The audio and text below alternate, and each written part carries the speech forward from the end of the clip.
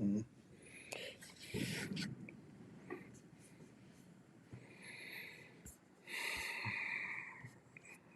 Yeah, what up, friends and family? Yeah, yeah. Derek Thomas says is after hours going to be on every night or once a week. It's going to be on multiple times throughout the week. I'm not going to say every night. Let me adjust this really quickly. Adjust this up. I'm chilling in Miami. Hold on, one second, one second.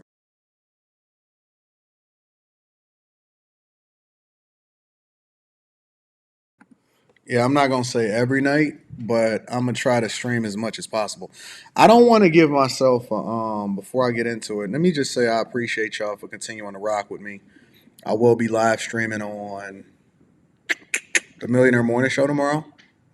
So you know us. We didn't miss no days last year, and so we're not gonna miss any days going forward. And I'm looking forward to it. So I'm just kind of figuring it out on this channel. I don't know what this channel is going to become. I think it's going to change. I think it's going to evolve as I go forward. But you know what I'm saying? I'm just happy to be here, happy to be kicking it. And so I'm looking forward to be able to kick it with y'all about things that I usually don't get a chance to talk about, but that's passionate to me. And so, we're going to get it in. We absolutely going to get it in. But we got a lot to go over tonight, y'all. And so I wasn't expecting to stream that long, but I think I'm going to wind up streaming that long. And I like to interact with the chat also. So we gonna get to it, man. I hope y'all ready for the ride. I hope y'all ready to strap in. Happy New Year to everybody. I got my water. You know what I'm saying? And so we gonna be kicking it and we gonna rock out. I am really working. I got a streaming goal this year. And again, on this channel, it's not gonna be a once a week thing. I think we gonna probably stream maybe 3 or 4 days a week at least. And I say that because I would like to stream at least 5 days a week on this channel, but I do the Monday night show, so that's still gonna be happening on the Anton Daniels channel, and then you guys know that I do the Wednesday night show, which I'm not really sure how that's gonna go, but I'll figure that out. And then on Tuesdays, I'm thinking Sunday night, Tuesday night, Thursday nights, and sometimes Friday night, and then I'll have Saturday. How did that just work? At least Sunday night, Tuesday night, and Thursday nights.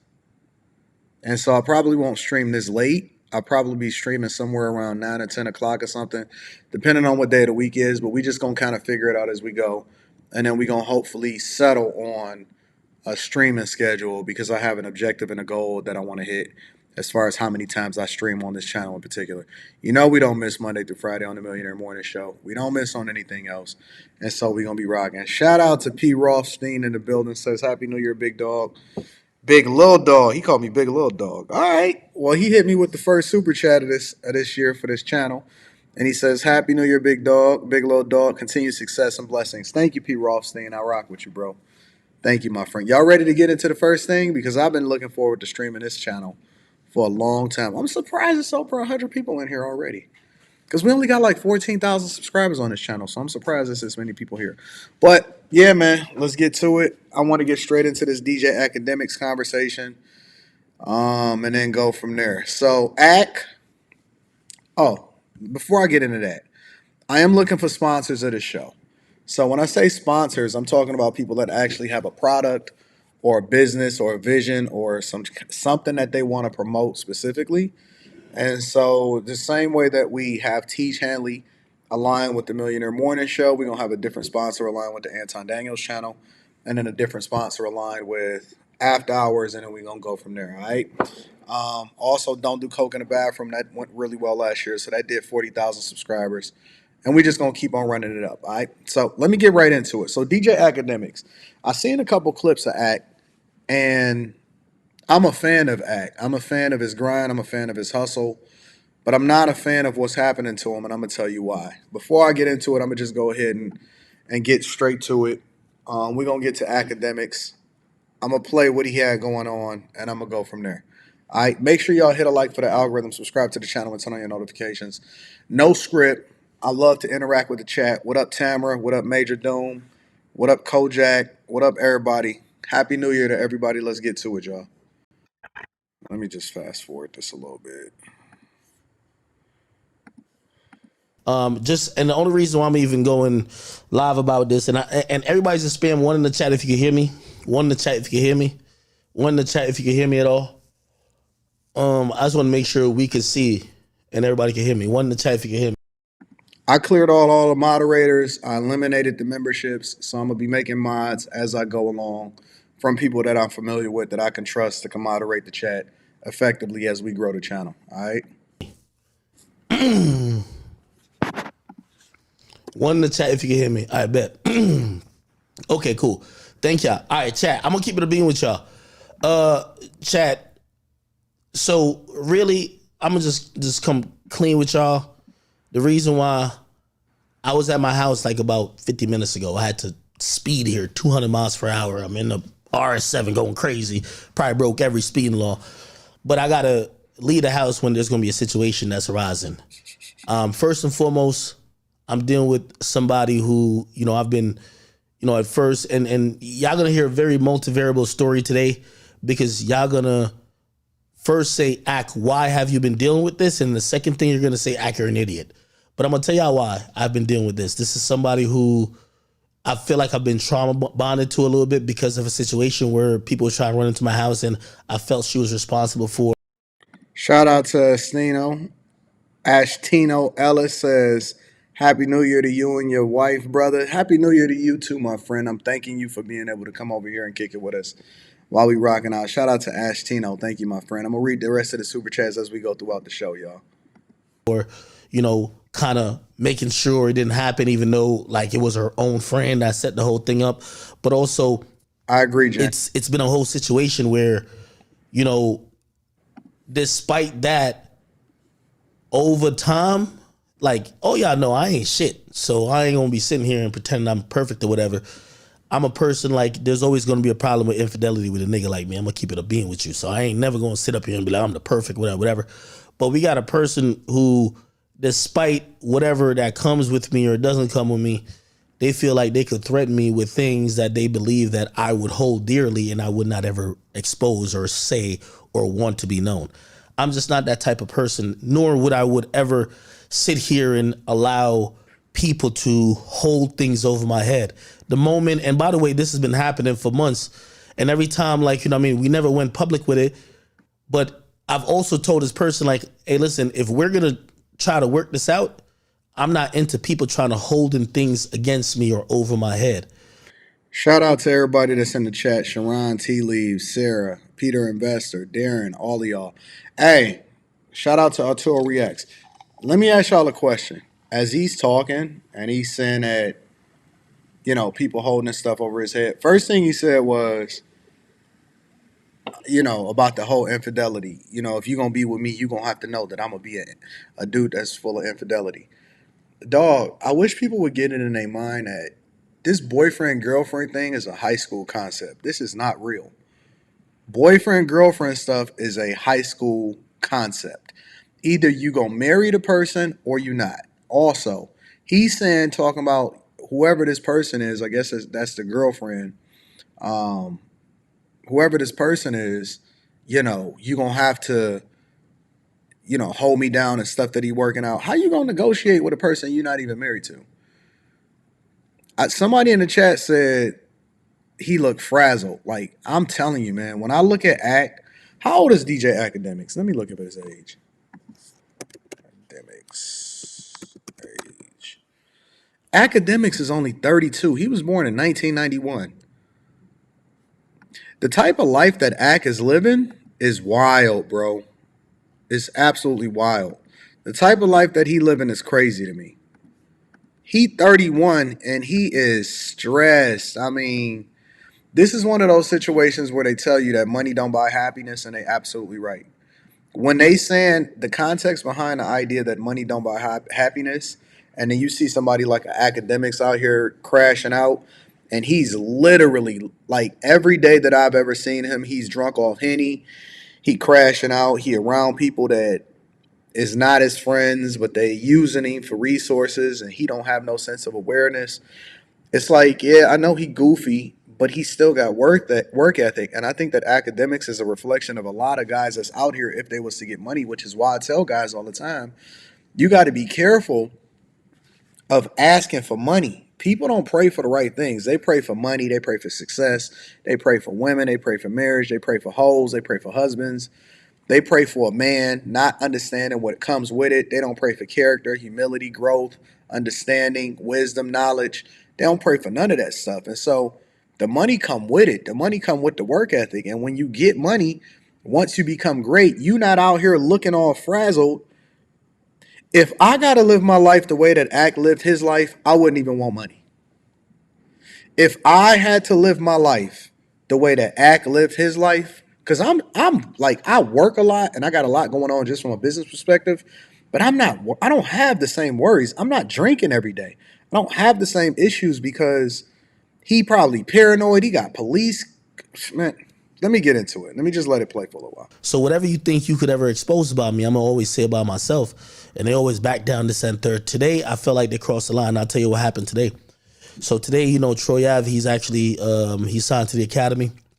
Gave him a Shout out to Black Silver. I'm gonna read that super chat shortly. figure deal. This is not my money. This ain't backed by no iHeartMedia. None of that shit, nigga. This is my money. Like I could use that money to do anything with. Just take the whole 6 figures and jerk my dick off with. I could do it whatever I want.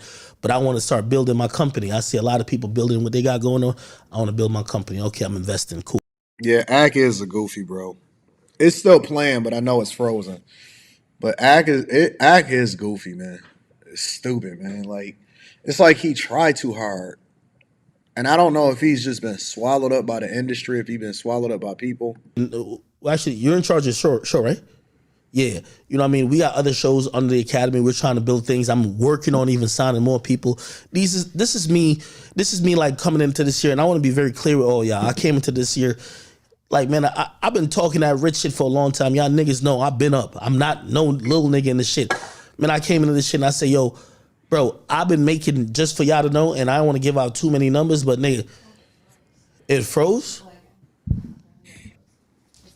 Yeah, Ack is weird, man. Like who don't know that Ack been getting it for a long time? You know what I'm saying? Like who don't know that he getting money? I don't understand that. Like I'm at the point now, even myself, because Ack has been in this for a lot longer than me. I don't even feel like I need to prove that I get money anymore. Okay. I've been doing this for a long time. Anyway,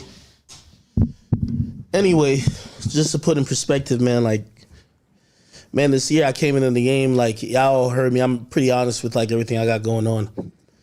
Man, I pledged $1 million to expand my business. Like, you got to realize I'm a nigga who grows $4 or $5 million guaranteed every year myself. I don't need nobody. I don't need one person. It's me alone. 4 or 5 mil every year. I'm telling y'all the truth. Y'all could think I'm bragging. Y'all could think whatever. I'm giving y'all the facts about what's going on. I'm not like these niggas. I need 50 niggas. So I say, yo, okay, cool. If I'm making 4 or 5 by my damn self, I could really ramp the bitch up. And I could really, especially after I did the Spotify thing, I said, I could really ramp this bitch up, invest some of the money, because I be gambling and losing a lot of money anyway. Let me invest some of the money and let's see what could really happen. This nigga's weird, bro. I'm about to do hoodie. Can you hand me that hoodie right there? I see after hours is gonna have to be hoodie season. Can you hand me that right there? Weird, man. Like who brags on the fact that they lose a lot of money in the casino or gambling? Like that's not a flex, man. That's not a flex at all. I don't know what Ack is on. So I took the money. Thank you. And I said, I bet I'm going to put $1 million into investing in new ventures. This is why I respect certain people who be really investing in their own shit. And the reason why I'm saying that is because, man, it's easy to say another nigga paying Shout out to Nat Cass and everybody supporting the platform. I'm going to be reading on Super Chat shortly.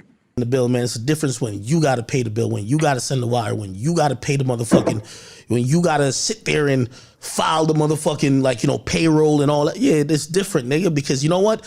Unlike other niggas, I keep telling y'all, I've been doing this really successful my damn self. Okay, cool. So I've been doing it this year. Anyway, I'm just trying to tell you how we led to this because, like, there's a whole other story, but I just want to tell you why I'm here today. Troy Ave wanted me to come through. He said, yo, Troy's a fly nigga. He's like, yo, I'm gonna come in a suit because I want to do an award show, blah, blah. And I'm like, shit, I kind of want to be in with you type shit. But I'm like, I do got a few things I want to do. Plus I got a streaming goal. I got a streaming goal of 200 streams per year. Or this year actually. And I was like, shit, I don't know if I could make the stream, whatever. Anyway, it was agreed upon that, yo, listen, if I don't make the award show, which they're doing right now, they're filming as we speak. I said, yo, y'all could just call me. I'm gonna give y'all, I got some content I could give y'all, like I'm gonna whatever. They call me today, and this is where we get into the situation where you have like a woman with you who just don't understand life, and just also just she's a detractor more than she's an additive to what you got going on. So Troy called me. We talking about a bunch of stuff, and I got this girl who I've been dealing with, and I could say her name at this point because it's just like, yo, it's no water on the bridge. It's just reality. I've been dealing with a woman named Cheyenne for the last 2 years. She's on the side of me, and I'm talking to Troy on FaceTime. Bitch tugging on me like, yo, show me, I want to be seen. I'm like, yo, bro, chill out, bro. Like, I'm over here talking to Troy. We live. I know they're recording live. We agree this is live. Show me. I'm like, yo, bro, chill. I'm like looking off, like mute myself. Yo, chill for a second. Like, by the way, y'all probably have never noticed this. I'm on stream anytime she come in the room. I'm saying the same thing to her. Chill, bro. Like, yo, what's wrong with you? Like, just chill. Relax. Like the stream don't want to hear about me and you, my nigga. They came here to listen to me, my nigga. Like, calm down. Like, relax. But you got all these girls that got this main character syndrome, all that type of shit going on. So she's tugging on me like, yo, show me. Like, I want. So why you with her? Why are you with a woman that you feel like is clout chasing? I don't under. What are you talking about? Why is he with a woman that he's saying is clout chasing? Would this chick be with him if he didn't have no bread? That's the question that he should be asking himself. Would she be with him if he didn't have no bread? If yo look, bro, I know y'all think that it take money to get women, but it shouldn't. It shouldn't take women to get money. If your girl or whoever girl that you with, so if she just a bust down, then that's one thing. But if you calling her your girl, your girlfriend, and she wouldn't be with you if you didn't have bread otherwise, and you should be able to figure that out. Like, she shouldn't be clout chasing. I can't think of a time that my girl actually was like, yo, show me, or I want to be on camera, or any of that type of stuff. My daughter don't even want to be on camera. My daughter, my 15, 16-year-old daughter, the age where they want the most visibility, she'd be like, I'm straight. I don't want to even be in the camera, none of that at all. What up to Iceberg Slim? I'm going to be reading the super chat shortly. Why you got a girl with you that want to be all up in the camera? Like, people think you single. I'm like, bro, like, what's up with you? Again, I'm gonna keep it real with you. I ain't come here to look pretty. I ain't come here to be whatever y'all want to think. I came here to tell the truth. So y'all gonna say a lot of things about me, and I might agree. Yeah, I did some dumb shit. Cause I even showed her. I'm like, shit, she fucking bugging me. I'm like, yo, all right, hey, look who I'm with. Blah blah. She started getting, yo, you better. Like, she's shouting already. I'm like, yo, bro, chill, bro. Like, we doing content anyway. Troy Ave, like, he's calling anybody. Troy Ave don't know what's going on. He called. What up, Aaron? I appreciate you for coming in. I'm gonna be reading all of the super chats in a minute, bro. On everybody. Troy Ave then calls Whack. Whack been online on No Jumper Show talking about like Blueface done fuck my girl. Now, some of y'all who watch me know who my girl is. Like that's her. That would be the girl who would fit that mold or that title. But a lot of people really don't know who my girl is. Like, you know what I mean? Like, nigga, I'm not no relationship type nigga like that. Some people actually think I'm still dating Selena, my nigga. Like, that's just really what it is. She over here, she now see Wack pop up on the joint. She going crazy, bad shit. Yo, what the fuck? So she like shouting at him, blah, blah, blah. Wack even clarified to her, like, yo, let me tell you the reality. Like, yo. Why is he kicking it with Wack? Why he kicking it with Wack 100? Man, if you ain't got no OGs that's in your corner that you can actually tap into and you can get some real life advice from, If all of your OGs is people that's in front of the camera that's looking for clout themselves, then you need a whole nother group of people that you look for mentorship. Like, do any of these people actually got fathers or OGs? You gotta, okay, let's break this down. He got so far, he signing people that's supposed to be all bosses and doing their own thing in Troy Ave, which I don't know what their deal is, but that's on them. I ain't got nothing to do with the business side of it. He got a chick that want to be all in the camera. He dating industry chicks that other dudes saying that they already smashed before. Other blue faces saying that he smashed his other chick. He calling and kicking it with Whack 100 on the phone. Then this dude is on a live stream looking frazzled, looking absolutely dazed and frazzled, and everybody that's around him is finessing him. And he can't see it because he too far in it, and all he ever known is being in it. Everybody that's around him is finessing him. Gotta have balance, man. He needs some real people in his life that got his back, bro. Blueface said he fucked Axe girl. I didn't say which girl, which is clear. This is like so easy and clear. How old is Whack? He's basically saying, like, to me, I take it as just content. Blueface fucked my girl, but it's not like Whack himself is saying it's not the girl I'm with. I know Blueface said it online, but it's not her, right? She's still wilding on me. I'm like, bro, like, yo, just chill out, my nigga. Like, bro, like, you could tell, like, Whack not even really on that. You want me to press him or some shit? Like, he not really on that. Anyway, long story short, she getting the feelings because now she's like, yo, you not gonna press these niggas over me, this and third. Because, again, the main character syndrome. Shorty gonna send pictures or really, like, weird things of me to niggas like Adam 22 and Troy Ave. She's like, oh, I'm gonna show these. What up to everybody in the chat? Yakar, D Moore, Catherine, Just Jab. What up? What up, Carlos, Slim? What up to everybody in the chat? I rock with y'all. I think it's gonna be a long show. This might be a 3.5 hour show. I ain't even gonna kid you, bro, because it looked like he got a lot to say here. Niggas that really, I'm your bitch, and I got pictures of you that nobody would want to see, and I'm like, this is why I'm even here. It's like, yo, bro, like, what type of girl would do that? Like, if me and you locked in and you my bitch, and like I've been giving you mad shit for 2 years, why would you ever send a nigga some weird pictures of me or even do anything like that? But then I realized I'm an idiot. I'm a sucker. I'm really like on some down bad shit for the story I'm finna tell you. So this is a girl who's been trying to hold things against me because she really believes that I am so much in fear of these things getting out. So first and foremost, I'm gonna tell y'all a few things. Okay?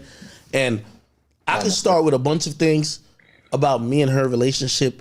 But, and I guess I can start, let me look at the child. I'm going to open the chat. What up, I can tell y'all, we can start two ways. What she thinks that I am in fear of getting out. And number two, what she thinks that personally she might have on me. And by the way, both of them are kind of the same. Let me see what y'all niggas been saying. Ack is down so bad. This is unfortunate, bro. That he going. Why would you Somebody be with say, yo, she holds. So, yo, he with a woman that threatened him on a regular basis to release information about him.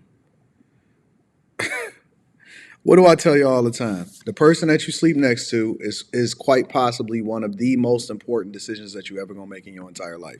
He's round a woman that is threatening to release stuff about him, and he been buying her stuff. He tricking off and spending money on a chick that don't even have his best interest at heart. That's crazy, bro. That is absolutely insane to me. Can everybody see it but him? And do Akademiks only surround himself with yes men that make him feel good about himself, that don't tell him the truth? Zero power, yo, we gonna be here forever. She don't understand. Yo, she literally don't understand. Okay, so first and foremost, let me give y'all the biggest thing. I'm gonna just start it off. She understands. She just know that you a simp. And I'm gonna be very honest with y'all. I never wanted to even bring. Shout out to you, AL. I'm a nigga really at this juncture for this story I'm about to tell you, I'm a victim. Nobody knows this story, and I got my assistant sitting over there. She don't know the story. This is facts. Ron, he is bad. Just because he's speaking about it don't make it any less bad. Of this, that when I seen a bitch who's supposed to be with me trying to hold shit against me that got nothing to do with me, bro, I've been looking at her different from a while ago. Like, yo, bro, like, are you serious? So let me. You still been with her though, right? Tell y'all what it is. Shorty really thinks that I care that much, or I am so scared of her telling y'all this. Here's what she's gonna tell y'all, or here's what she thinks is the thing. He is down bad. September of last year. Okay?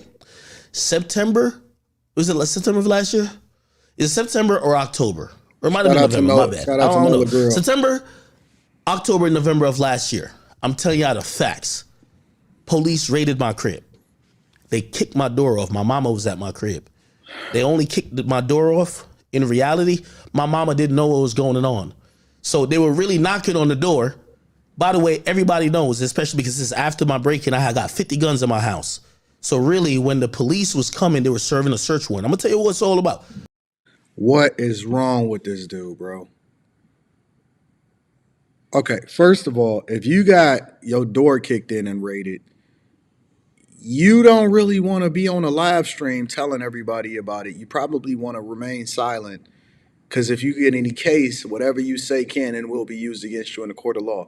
You got your mama at your crib. You getting your crib raided at the same time. You got a chick around you that don't have your back, and she leveraging stuff against you. She ain't got no NDA or confidentiality agreement.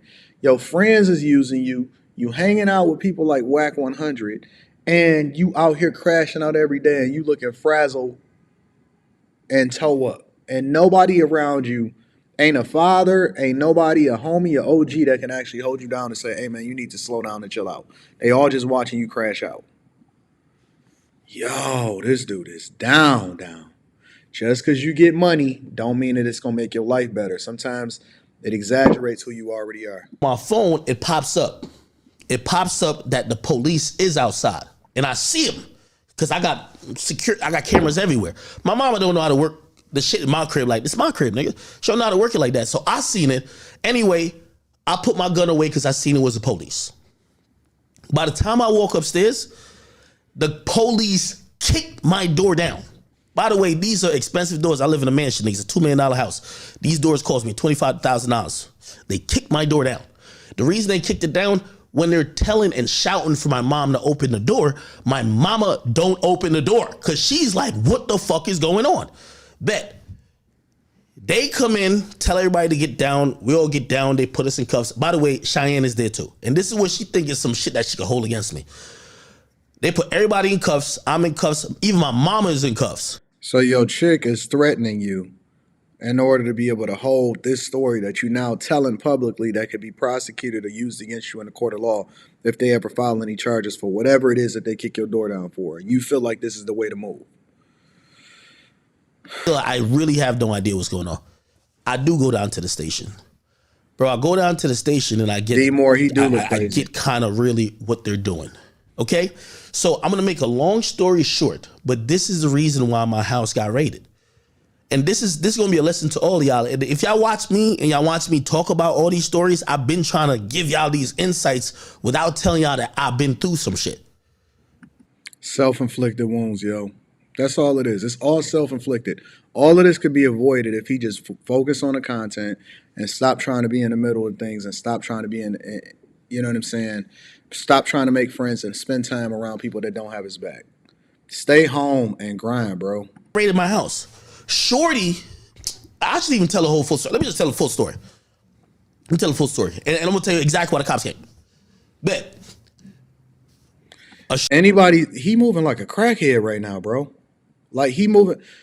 You know how these dudes, like these new dudes, don't really know how to communicate effectively, and they always use these stopgap words like "bet." All right, so what? So this will happen, yo, and all of this. Like they say all of that stuff in the meantime instead of just getting directly to whatever it is that they trying to communicate over to you.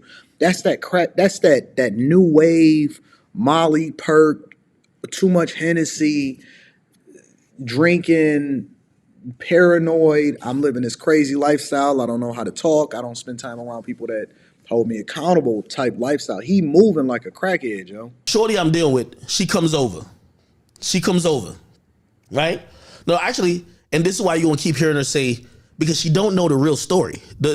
Shout out to Tea Leaves. I'm gonna be reading that super chat shortly. I tell my niggas, I say, yo, I want to get drunk today, and my nigga Antonio Brown invited me to a pool party. I tell my niggas to even drive my cars. I say, yo, drive my car. I'm about to get drunk. That's how you know. Hey, somebody get in touch with Ak and tell him that he gotta fix his life, bro. He gonna be the next contestant on The Price is Right, man. This is not the way that you go out in 2023 going into 2024.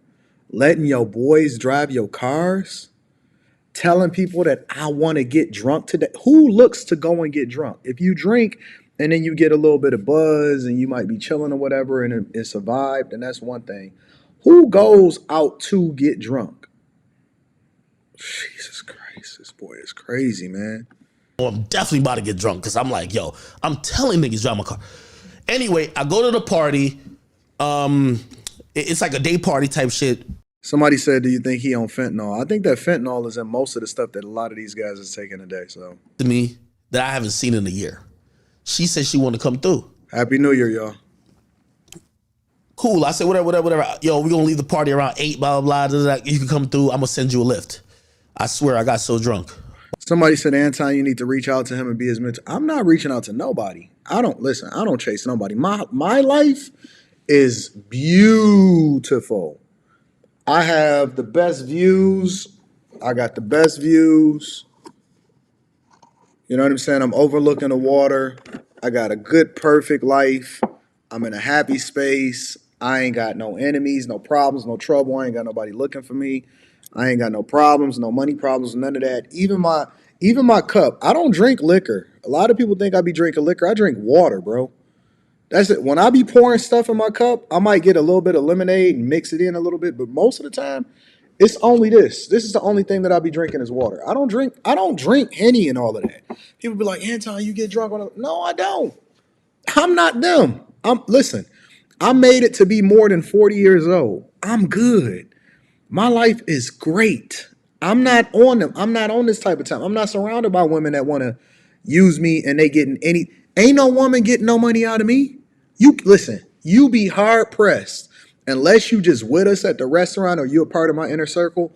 No woman is getting no money out of me. I ain't got none of that. I ain't got none of the problems that a lot of these. When I get my money goes straight back into real estate or it goes straight back into the businesses.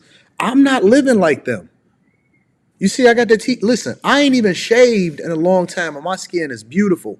I got gray coming through because I haven't been back to the crib, and I'm not even going to get lined up or nothing until I fly back to Detroit from over here in Miami. I live a different type of life. I'm going to read y'all super chat shortly. I'm not like them. By the time I leave the party, my niggas drove me home. Or I think we went to Wendy's and we went home.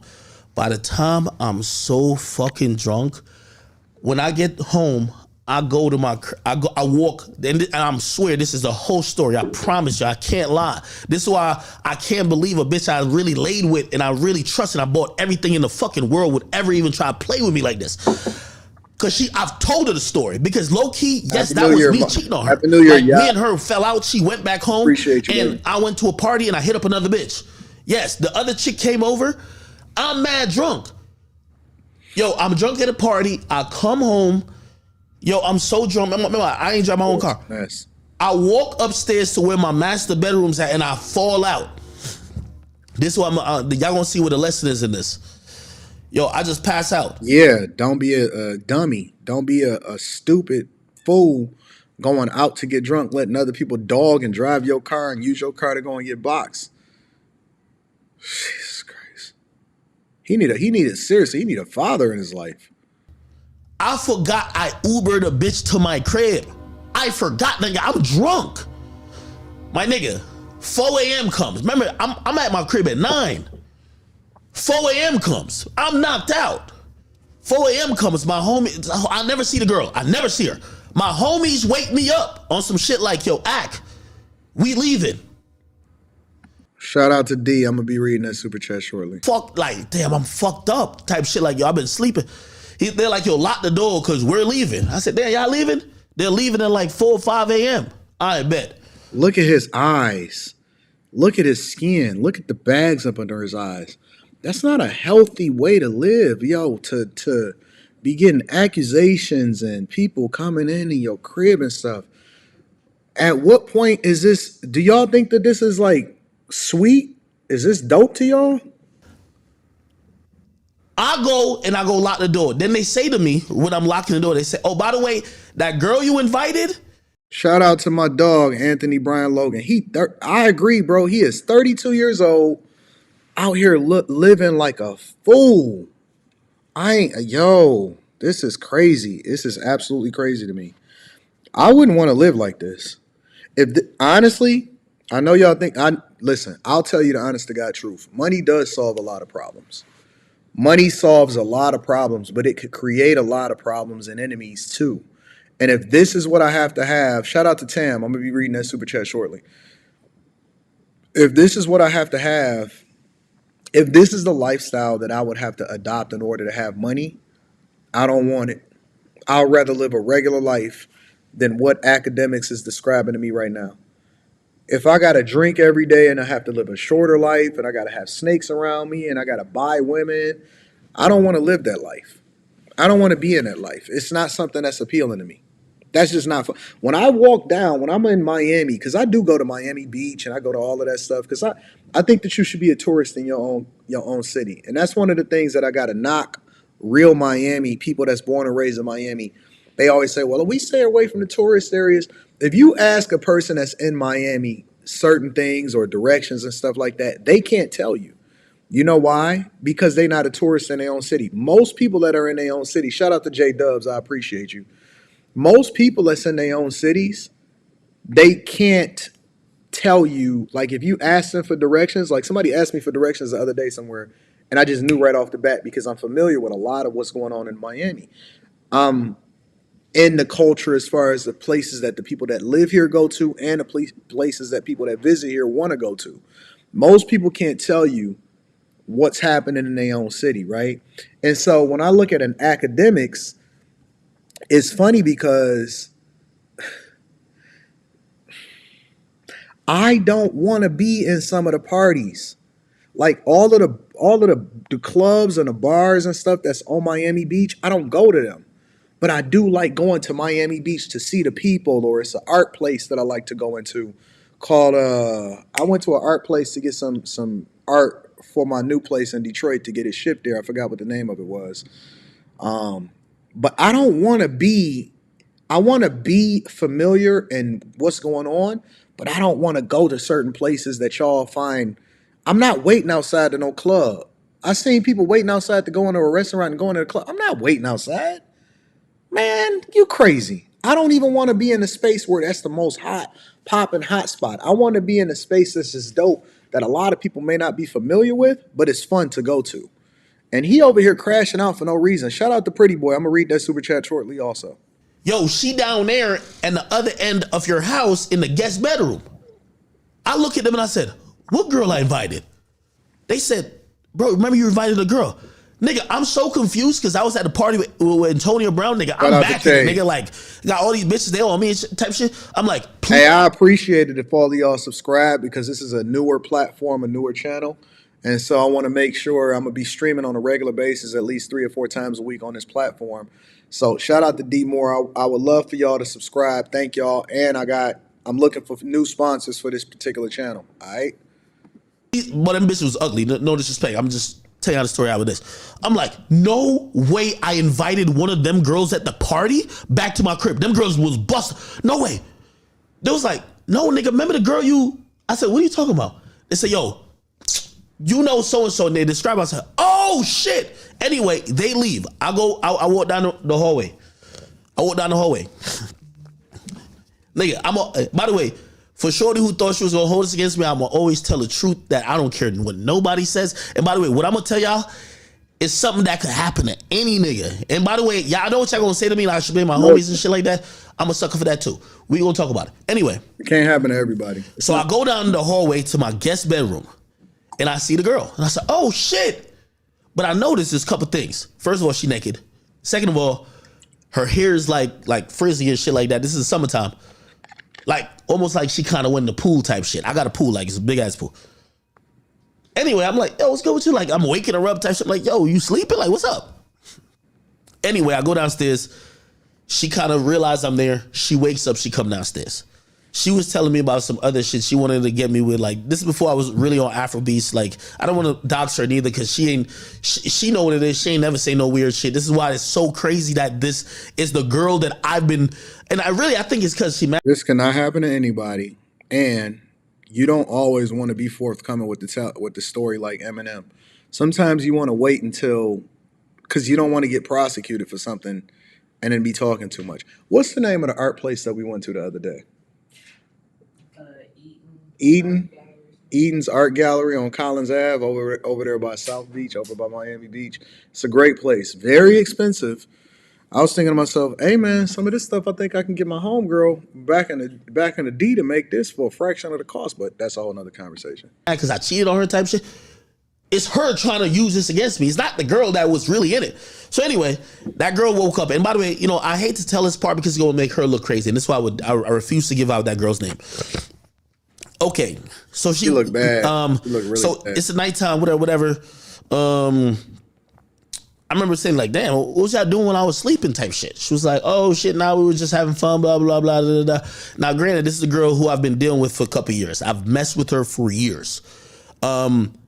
When she came over that time, she had told me she was like a dancer, some shit like that. You know what I mean?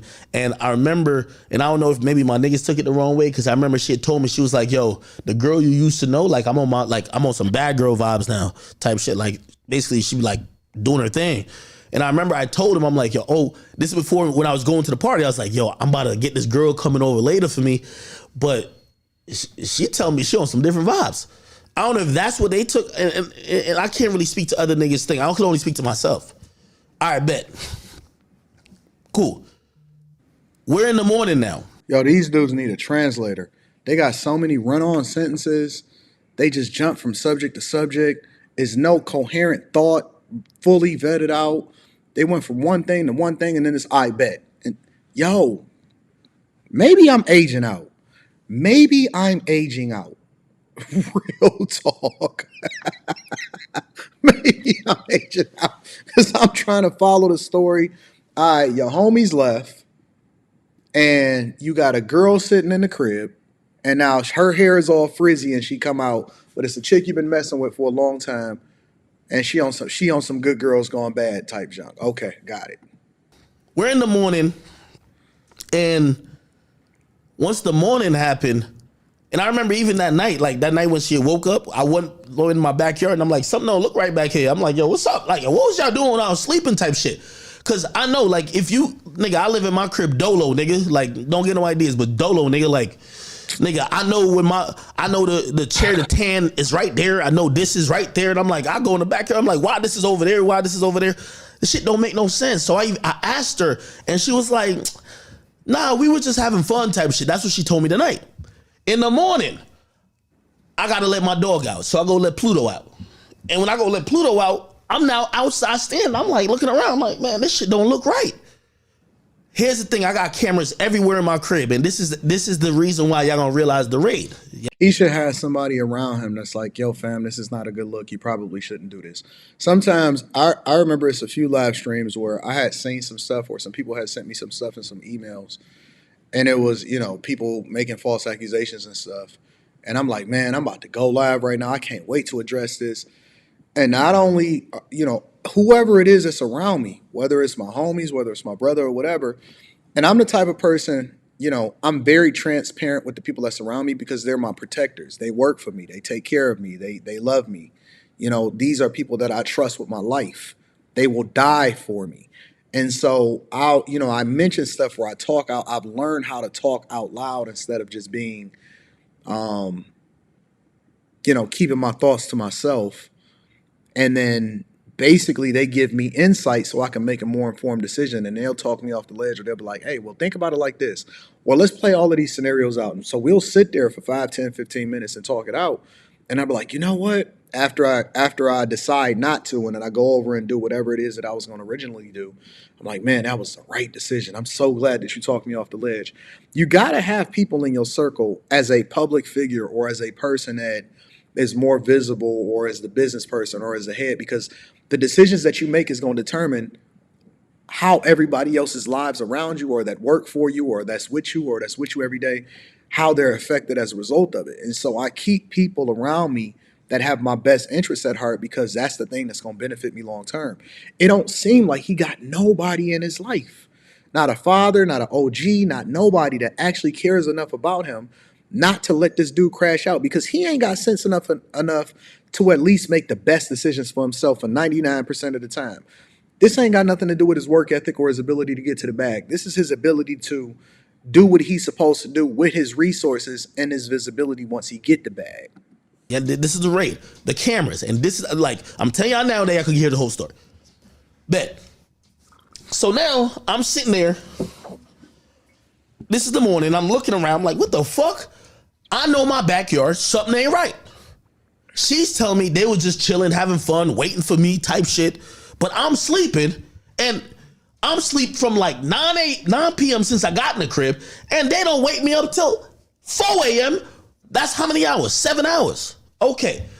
Anyway, remember when she told me the night before, I'm believing. This is what you get for getting drunk, big dog. Gotta have a clear head 100% of the time around you. What if something had happened in your crib? Then let me just look. But but in the morning, I'm looking around when I'm letting Pluto. I'm like, something don't sound right. I go on my camera. I go to my DVR. I'm looking what's going on. Gang, this is facts, and I'm not trying to make her look crazy, and I'm not trying to put her in no type of weird position. This is just reality, brother. This is a girl who I've been dealing with for like 2 years on and off. We were not steadily, like we were like, hang out, not really hang out, not really hang out. That type of shit. You feel me? She's actually like a really good girl. Like she's a girl who kind of gives like really nice energy, like not one of them like sexy red type children. Like not to disrespect her either. When I look at my camera in the morning, gang, the shorty was getting Happy New Year to all of my Central people. like I don't even like. She was getting trained by my two mans, like on my pool deck the night before when I'm sleeping. I'm dead ass. This is what happened, nigga. I couldn't believe it. I'm like, what? Nigga, I invited you over here. I paid a lift. The lift was like $200, nigga. She lived. I don't even want to say where she lived. I'm like, what? How could you come to my joint and get trained by my mans while I'm sleeping? Because you don't know the difference between a good girl and a buzz down. You talking about she a really good girl. He do. Hey, he paying for a chick that dudes that don't care nothing about him is taking down but they doing it in his crib, didn't even tell him. His homies didn't even tell him, hey man, you don't want to mess with her, bro. She for the streets. They just woke him up like, hey, you still got a girl here, dog. Come on, man. Let's remember what he said originally. His homies, these is his guys. These are the people that he hold dear to him, that's supposed to have his back, that's driving his cars, that's using his money, is taking a chick while he sleep, busting her down, don't even say nothing. They running a train on her, according to what he's saying.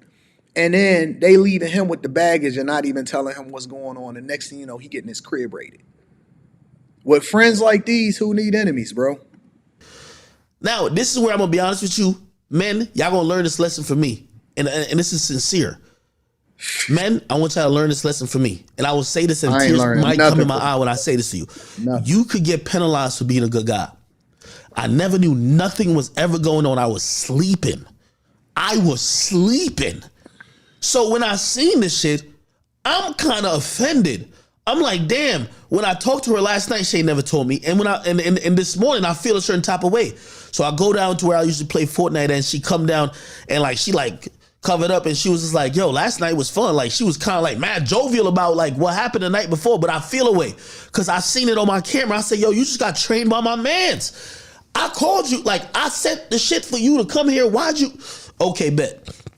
I ain't say nothing to her first. We then go upstairs to my kitchen. And she's still acting like ain't nothing happened. So I'm kind of throwing little hints in there. I'm like, yo, I'm like, damn, I'm like, y'all can't believe y'all ain't wake me up type of shit last night. Like, what happened? You know what I mean? She was like, nah, we were just having. This dude sounding like a modern woman. And he was in his feelings about the fact that his homies buzzed down a chick.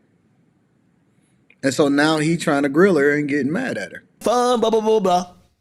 And now I'm feeling disrespected because I'm like, yo, does she not know that I seen this shit? Like, bro. So I asked her one. Hey, AB, he's saying that Ack was in on it.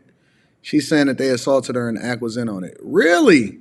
Okay, I haven't gotten to that part. I'm reacting to this. I seen some of the clips about like some of the beginning parts where some people sent me some clips where he was talking about, they raided his house and stuff like that. But I didn't know why they raided his house, so I'm guessing that he getting to that part. This is my first time watching this whole thing. Question, and this is facts, my nigga. I said, do you know? I said everything you did last night, right? I said you wanted to do, right? Because just off like because she's acting like nothing happened, and I'm like everything you wanted to do, right? And she said to me, yeah, I had fun. Everything was cool.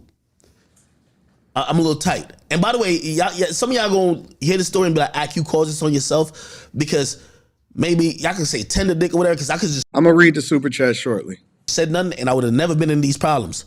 Because sometimes when a girl is intoxicated or whatever she is, bro, sometimes it's you shaming her that causes her to do some shit, nigga. So she's like, nah, everything is cool. But I'm feeling the way because I'm like, really came to my crib and just fuck my niggas and really think I don't know type shit. Like, what's on Instagram, Nola Grilling? What's on Instagram? Tell me what's on Instagram. Or send me the link. Email me the link and then I'll get it right away. So I said, damn. I said, I ain't gonna lie to you, man. I'm like, yo, y'all made a motion video last night, man. In reality, I said, y'all got a whole video of whatever happened. And she was like, what are you talking about?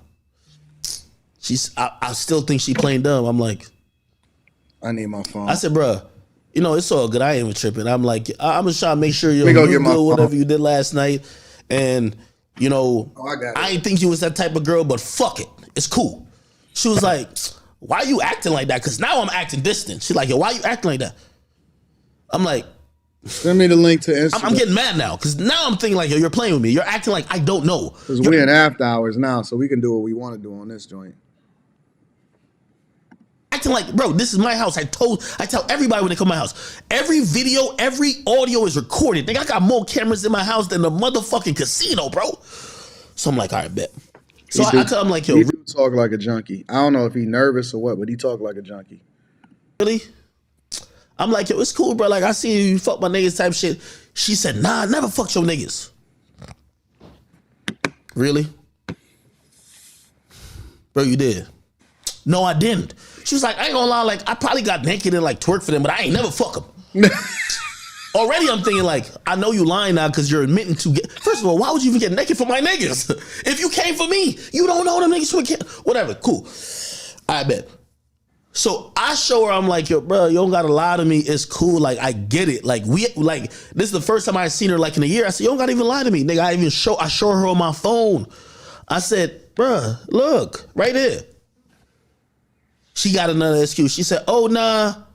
So it was a video of her naked in my pool, bent over by the deck, and then one of my niggas got his dick out. Like, pause. I'm sorry, I've got to give you all the details, but I keep telling you, somebody can't ever put dirt on my name without me telling the truth.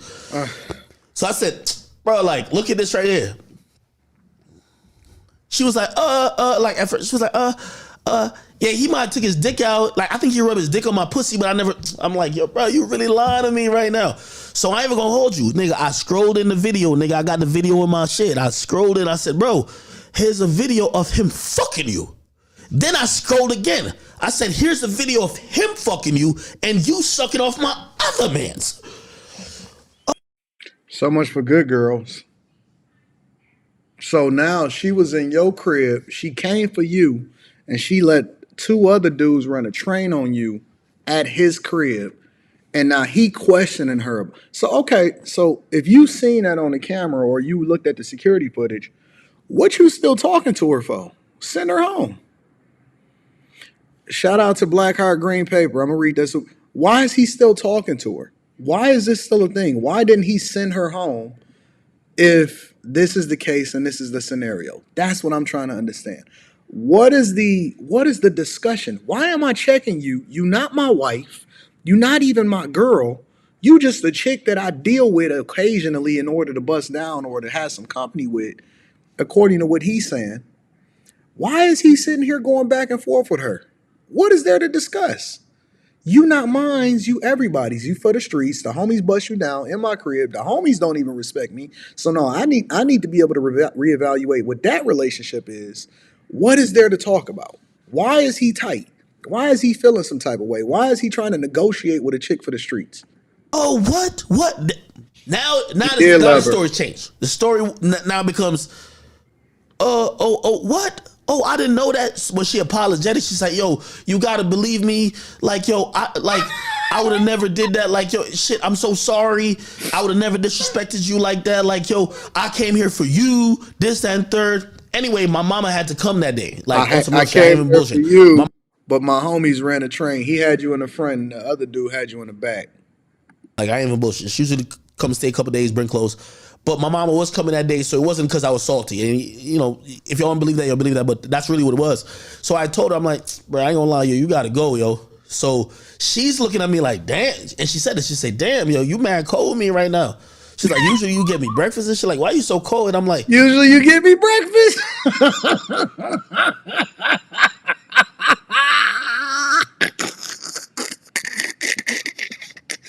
Usually you give me breakfast, dog. You are the simpiest simp. Super simp. Super simp. Oh my God. Jesus. Lord have mercy, bro. nah, my mama come in here like, yo, you gotta go. Bro, she's automatically like looking at me like, oh shit. Oh, you really thinking? So she's apologizing like, yo, believe me, I'm not that type of girl, blah, blah, blah. Anyway, and we're gonna get to the raid. I call her a car, she leaves. She calls me in the car. And he had brought her over during surge charge for Uber. Says, yo, I'm sorry, I don't want you ever think I'm that type of girl. He's I still came there talking to to hang her out on the with phone. you. Like, Oh, she would have been blocked. She would have never even had access to my phone. And you know what the worst part about this is? I'm gonna tell y'all the worst part about this whole situation. The worst part about this situation is that he be having these people at his house where he lays his head at night. Yo, you not even gonna know where I live at. You not gonna know nothing about where I live. You ain't gonna know nothing about what I got going on. Yo, his mama be there at his house. He has chicks at his house that's for the streets. No woman that's for the streets, single, married, or nothing, is ever gonna be able to come to my crib or know where I live or be able to get me set up. Nobody. These dudes is green. Green. Y'all ain't gotta worry about me ever getting set up because I'm on top of things. As a person that is above board. And these dudes just walking around living his life. and she even Shout said out to AL, bro. I'm gonna read that super chat shortly. this verbatim. Why would I come there and fuck your friends and not you? Like, why would I come there and fuck them instead of fucking you? Like, come on, like, does it make sense? Like, Christ. now this is her apologizing. Cool. When she gets home, and I'm gonna be honest with you, this is the. I think I promise. I honestly, to this day, I still think I fucked up by doing this because I'm shaming her now. I'm shaming her. I said to her, I said, yo, I'm gonna keep it a being with you, bro. You came to my house and had two niggas just fuck you raw. I ain't seen no condom, no none. I told her, I said, yo, you should go get tested, man. Like, you done. I said, Yeah, that's bro. wild, yo. You should go get tested, bro. And he love him. He care for him. And That's why from that moment, he she care. started like, because the denial shifted and she kept like trying to like pivot on the denial to, yo, nah, send me the video. Yo, I'm pretty sure I didn't fuck him. And I'm like, bro, you fucked him. And she was like, no, look again. And now I'm getting super tight because I'm like, bro, I'm not about to watch this video if you getting fucked, my nigga. Like, it's on my surveillance. Like, bro, like, I was fucking with you. Like, what? You want me to watch the video if you getting fucked? Cool. She keeps saying that, whatever. She then tells me, by the way, I ain't gonna lie, and I'm gonna keep it being about everything. Long shot beats. As soon as I get done with academics, I'm gonna address Umar Johnson. Cause I don't like talking about Umar Johnson anymore on the Millionaire Morning Show because he ain't got nothing to do with the money. So, we gonna really separate the content. We gonna really get into the stuff that I wanna really get into on the After Hours channel. And then we gonna keep the money, politics, everything that come back to the bread on that channel. So I'm gonna get to that right after I get done with academics. I'm just trying to source everything I need to source through. My homies did not tell me they fucked her. At that point, I only seen on my security cam. My homies did not tell. Remember, they woke me up that night. Yo, let us out. Let us out the crib, or lock the crib. They did not tell me they fucked the bitch that came for me. They never told me that. You know when that conversation happened, Shorty now says to me, yo, I'm gonna keep it a beam with you. Like, I really don't believe I would really do that. I'm not that type of person. Yo, he negotiated. You're right. I should go get tested. Remember, I told her to get tested, right? I think, and that's why I said, like, maybe I fucked up by, like, because now I'm making her seem nasty, right? Like, yo, go get tested. What the fuck? She said, yeah, I'm gonna get tested, and yo, you know, I'm gonna get a rape kit. I tell her, I'm like, nigga, I'm like, yo, get a rape kit. Like, so good. Like, yo, whatever. I said, whatever you got going. But she keeps asking me, like, yo, like, are you sure what happened after this? How did both of the guys get there instead of one? Because I remember talking to him, but I remember the other guy. And I'm like, bro, I'm not watching this. So now I'm getting defense. I ain't watching that shit no more, gang. I'm not watching this shit. Okay. That's the last time I talked to her. The next time I talked to her, she asked me one random day, like 3 days later, yo, could I get your friends' names and numbers? Why does she still have contact with you? Bro, you still trying to, like, I say, yo, you fucked them. You can't get their name and number? Why the fuck you need me to get their name and number? I don't know, like. Shout out to you, D-Shove. I'm going to read your super chat shortly, but I absolutely agree with you. Come on, bro. Why you keep asking about niggas you don't fuck? Yo, could I get their names and numbers? Bruh. I say, you know, because she keep wanting to say, I want to know exactly what happened. Do you sure nobody used the condom? I said, bruh, from the video I ain't seen them niggas use a condom type shit. By the way, here's the thing, and for the guys who's watching, this is what being a good guy gets you. Because I could have acted like nothing happened. I could have just chalked it to the game, which I probably should have, and be like, that's a girl. You know how girls are. Yo, I've thought about this a million times. I really think that me making her feel some shame made all this happen. Because the day after, when she walked up to me, she said she had fun. And I'm the one feeling the way like, bro, you had fun fucking other niggas, bro? So this is what I'm trying to tell you. Being a good guy, cut that shit out, man. Don't help no, like, bro, if it don't got to do with you, man, let everybody get it out the mud. Fuck that shit. So anyway, she keep asking, she say, yo, I want to see the video. I keep telling her I'm not going to keep watching a video where you're fucking my friends. You were supposed to be fucking with me. He's still calling them his friends. She asked me for my friends' names or whatever. I said, yo, you know what? I'm going to give you my man's number. I said, whatever you want to know about that night, he fucked you, you go talk to him. Y'all go talk, okay? All right. When I get home, I was coming from my studio. And when I get home, 20 minutes after I get home, that's when the raid happens. My mama's screaming. She's saying, get the gun. I'm looking on my shit. I could see it's police. I put my gun away. I locked the other way, guns away. They put me, my mom, Cheyenne in cuffs. Oh, now you T.I. now. You Scarface now. Okay, I got you. 50 guns in the house. I got 100 bodies, 100 clips, because I'm from New York, New York. Thing. Yo, after that, bro, like, even to this day, right now, I pay $4,000 for the apartment. Hey, the likes is incredibly low. It's over 800, 900 people on this first stream. We about to run the numbers up this year on this channel in particular.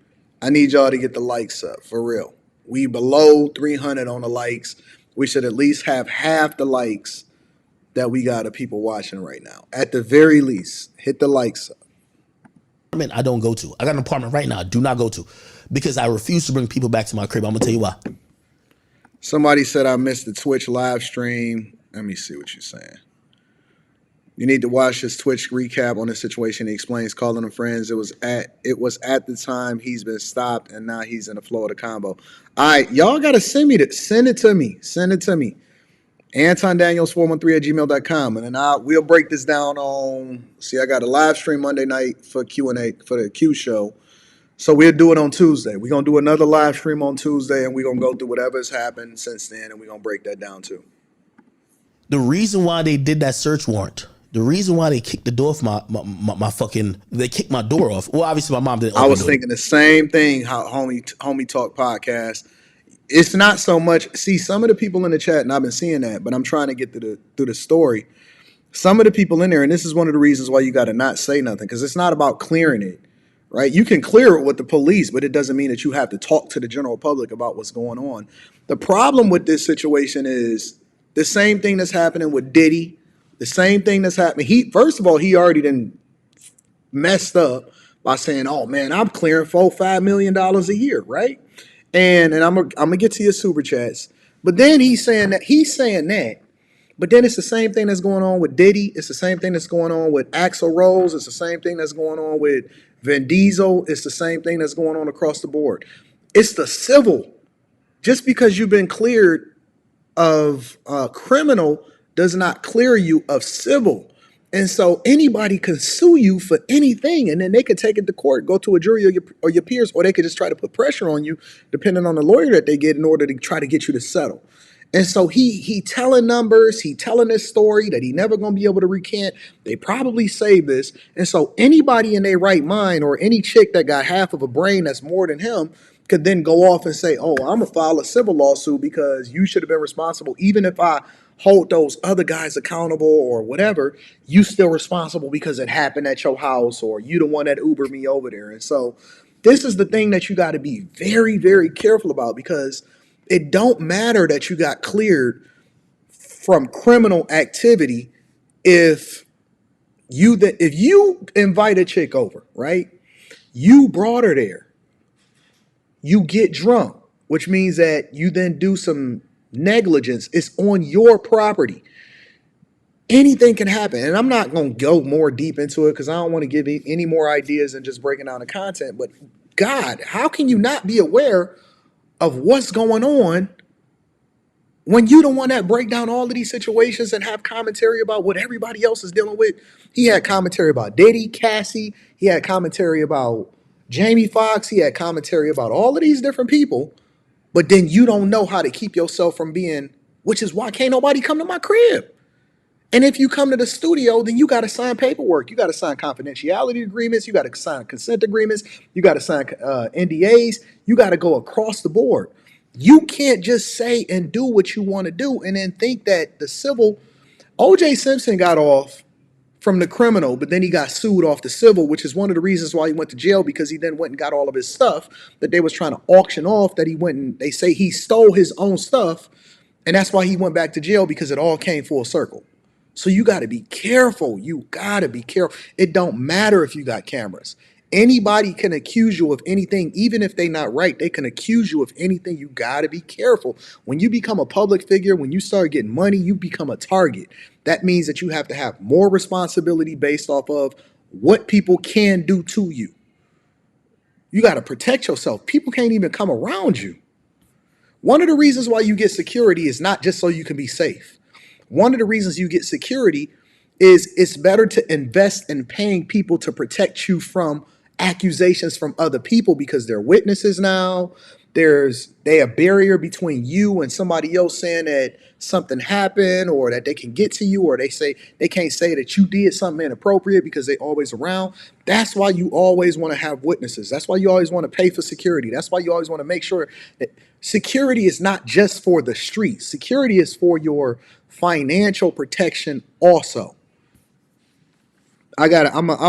I'm on here, but I got to get off the camera for 1 second. It was just did what they had to do. But they kicked it off because they felt like my mom, like is stalling or some shit.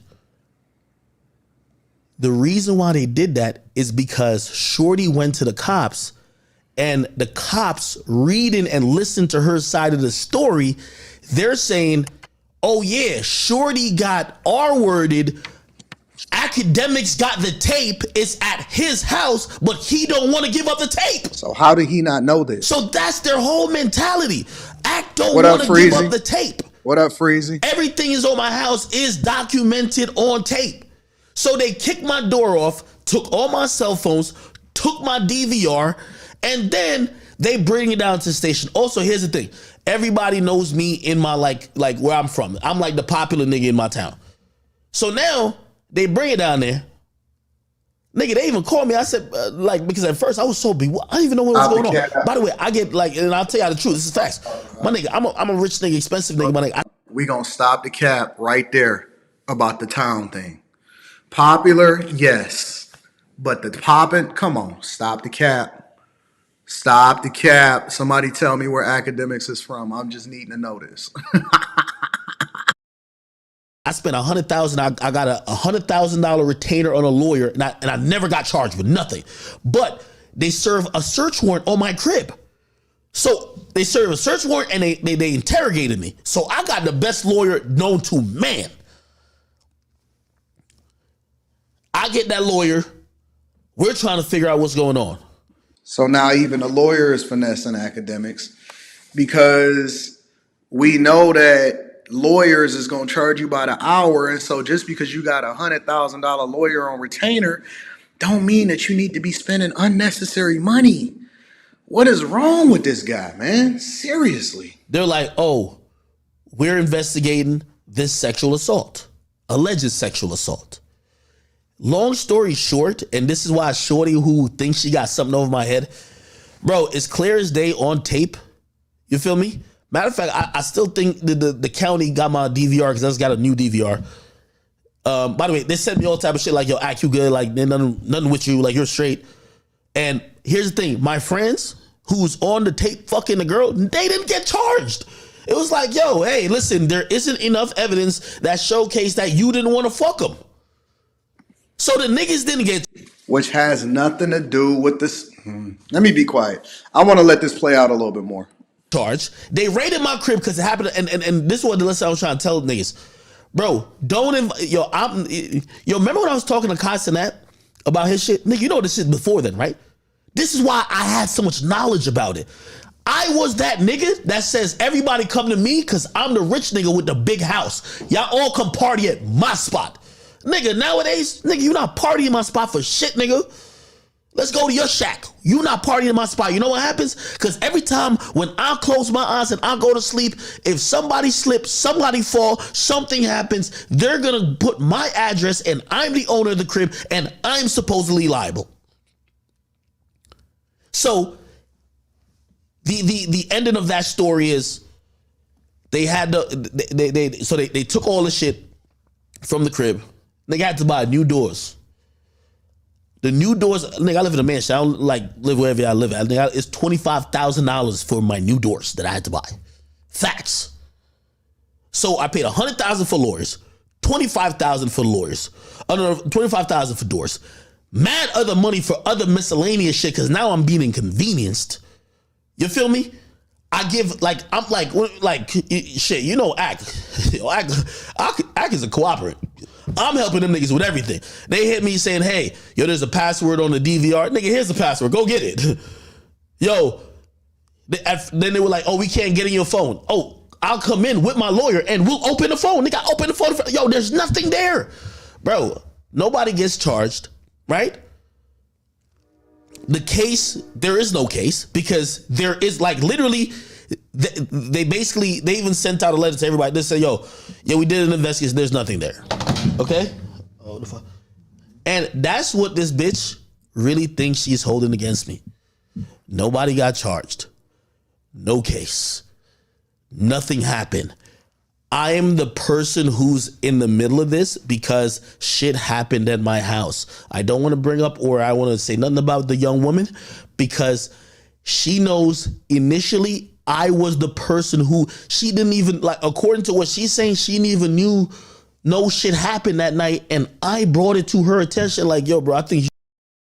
So is Act basically saying, and shout out to Martin Meck, I'm going to read that super chat shortly. Is Academics basically saying, is the whole reason for this story that this is the thing that the woman is saying that she had held up against him? Because that's what I'm assuming that this is happening. I'm assuming that the whole reason why he went around this whole way is that the chick that he's sleeping with ultimately was the one that basically said that this is one of the things that she had holding over his head, which don't make him look good. I wouldn't be tripping about it. Listen, you could say anything you want. That don't mean that I got to respond to it. I don't feel no obligation whatsoever, and it doesn't mean that the people that truly rock with you is going to stop rocking with you just because somebody accused you of something. I don't feel the need to have to respond to you just because that's what you said about me. I'm not saying nothing. I don't have to say nothing. I'm chilling. I'm not responding to you. You should go get tested. Like, shit, I seen what I seen on the camera. Like, you gotta get tested. Bro, how you think you about to hold that against me, nigga? Nigga, I ain't do a motherfucking thing. Oh, but I get it. Like, she's now looking at what everybody got going on. Oh, if people hear something about sexual assault, nigga, yeah, I'm sorry. Yeah, they raided my crib because something happened in my house. I live in a mansion and I used to invite mad people over. I invite nobody over now. I'm sorry. This is why when I meet y'all regular random people, I'm like, oh, let's go to your house. Let's not. I've learned my lesson. I used to be like, nigga, people used to be in my crib, like in the pool, doing all type of shit. Yo, you over 30 years old. You shouldn't even you 32 years old. You should have learned that lesson back in your mid 20s. Should have learned that lesson back in your mid 20s. Nobody, even regular guys know that when you meet a chick, you meet her at the bar or something, you never take her back to your crib. She will drop the location off to your spot in a minute to a dude that'll come to a bunch of dudes that'll come up and get you for everything that you ever thought that you know. Nigga, my house I used to look at my house as a bachelor pad. I used to tell people, I say, yo, I spent $2 million on this crib just to go get my ex out of my system, get popping and have fun, and then I'm gonna get another crib when it come time to a family. Nah, I can't invite people over no more. I can't and even like friends and families, like if I'm not there, I don't want y'all there. Respectfully. So that's what she thinks she got against me. Cool.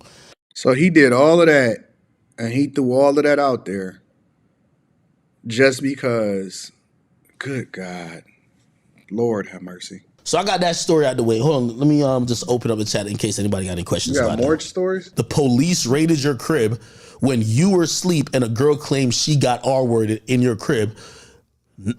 Come on, bro. Huh? I don't care. Where we at? Oh, we're on where? Somebody said, listen, let me tell you how ignorant the people is, because you know I like to interact with the chat, and we on after hours, so it's different. Jatar said he screwed up, but no money will come from this first off. She don't have the money to fight a millionaire. You think that Cassie had the money to fight Diddy? Think about what you're saying. Lawyers get paid based off of the percentages that they negotiate with the client that they get as a result of whatever the judgment is or the settlement is. Most lawyers don't even want to go to trial. Most lawyers prefer to settle. They get paid by the hour. It's the reason why when you look at those commercials that they say you don't pay us unless we win. They get a large percentage of whatever you win. You don't need the money. You just need a lawyer that feels as though they have a case to go and get to you, because most people or most millionaires then have to pay out of pocket for the defense. See, when you're a plaintiff, they're not tripping about you having money to go after them. When you're a defendant, you have to then go and get proper representation in order to fight the allegations against you. And that could be a long, drawn out process. Usually, the one that files the complaint is the one that's at the advantage because they don't have to pay nothing out of pocket even if they lose. And so that's what the problem is. You don't even want to give people an incentive to come after you so that you'd have to spend money to defend yourself, because that's just money that you won't be able to recover. It has nothing to do with whether or not she has the money to fight a millionaire. That just tells me that you ain't really used to having money yet. And if you did, or if you do get some money, be very careful, because often at times people go after celebrities just to try to get a settlement. They're not even trying to get paid as far as going to trial. They don't even feel like they have a case. That's why I say that I don't by default believe all women, because I know the nature of a lot of these women that's going after celebrities for stuff that they didn't even do. It happens regularly. Oh, okay, I bet. Cool.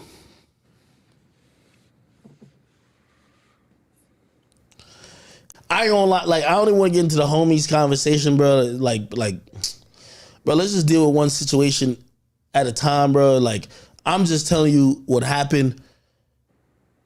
It's just so shocking that Shorty just thought that she could hold this over my head. Like, but like, Not shocking. It really ain't shocking. I'm gonna move over from ACT. I'm gonna revisit academics for whatever we didn't cover today, because I just wanted to understand what was happening and why the police kicked down his door in the first place. But I think that ACT got to start moving a little bit differently, man, because Man, it's not even just about, oh, okay, I don't bring people to my crib no more. I don't think that Ack has the right people around him. Ack just don't have the right people around him. He got a bunch of hanger-ons. He got a bunch of fake friends, women that's using him, finessing him. I seen a headline that said something like she stole $500,000 from him. We gonna revisit that on Tuesday, man.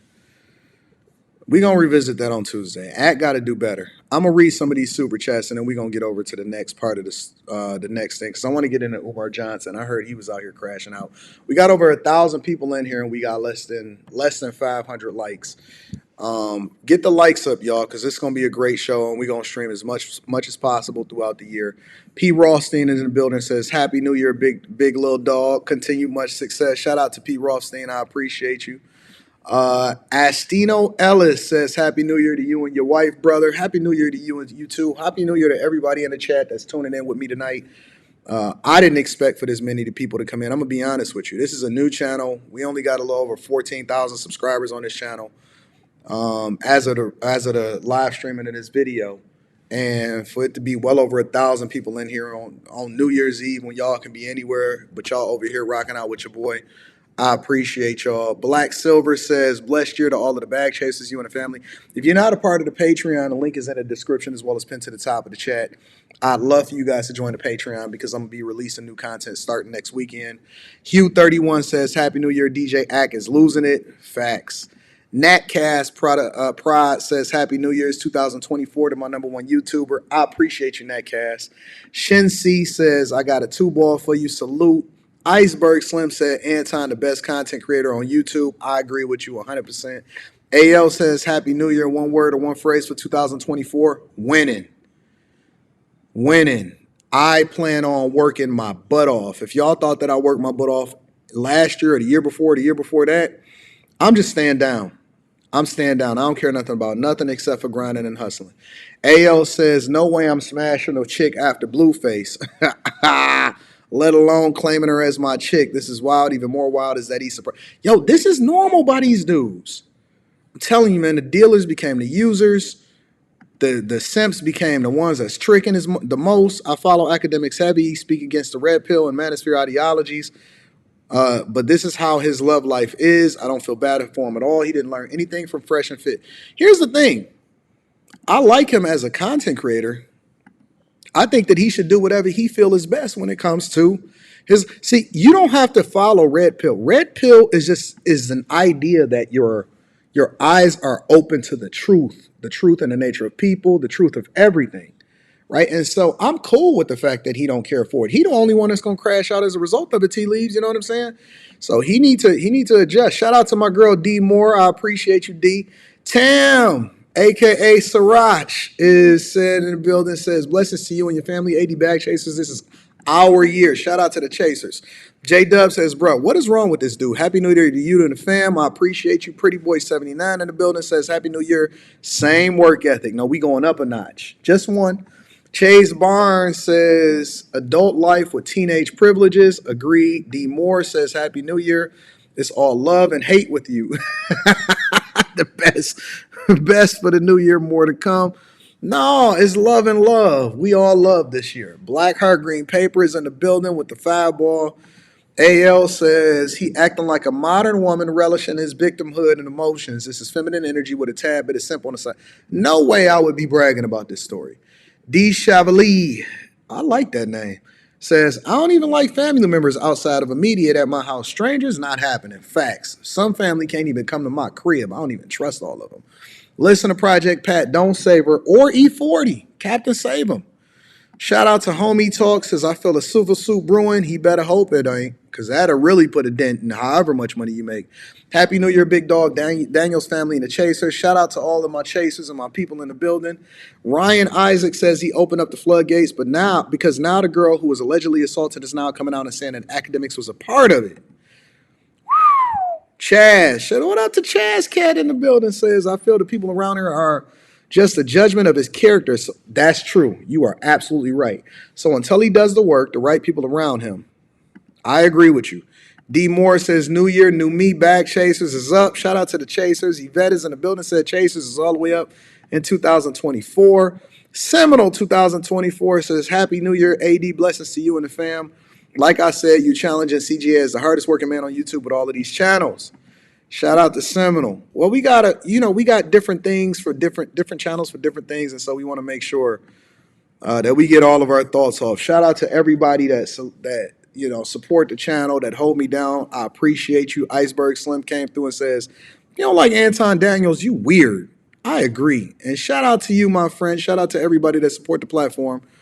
I appreciate y'all. Let's move over for a minute and let's hit this after hours with Umar Johnson. Now,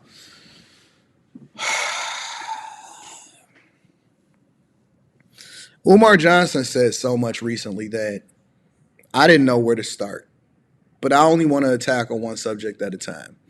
And it seems like the thing that everybody is talking about the most is Eminem, and him saying Eminem is not a top 5 rapper or a GOAT within the rap industry because he is white. I don't review Joe Budden's content because Joe Budden is really particular. I can pull the audio, I can lift the audio and play it, but I like to have a visual reference because I'm visual, and so I would think that my people that also watch this is visual also. But he did go live on Instagram and he gave some additional context as to what he was saying after he went on Joe Budden, right? And he said a lot of things on Joe Budden. He had some comments about Vanessa Bryant, which is Kobe Bryant's wife, widowed wife. And you got to remember, I really want to get into that, so I'm going to deep dive into that on Tuesday. I don't care where I got to get the audio from. I'm going to get that audio. But he has some things to say about to Ish about Vanessa Bryant, which I didn't care for at all, and it pissed me off.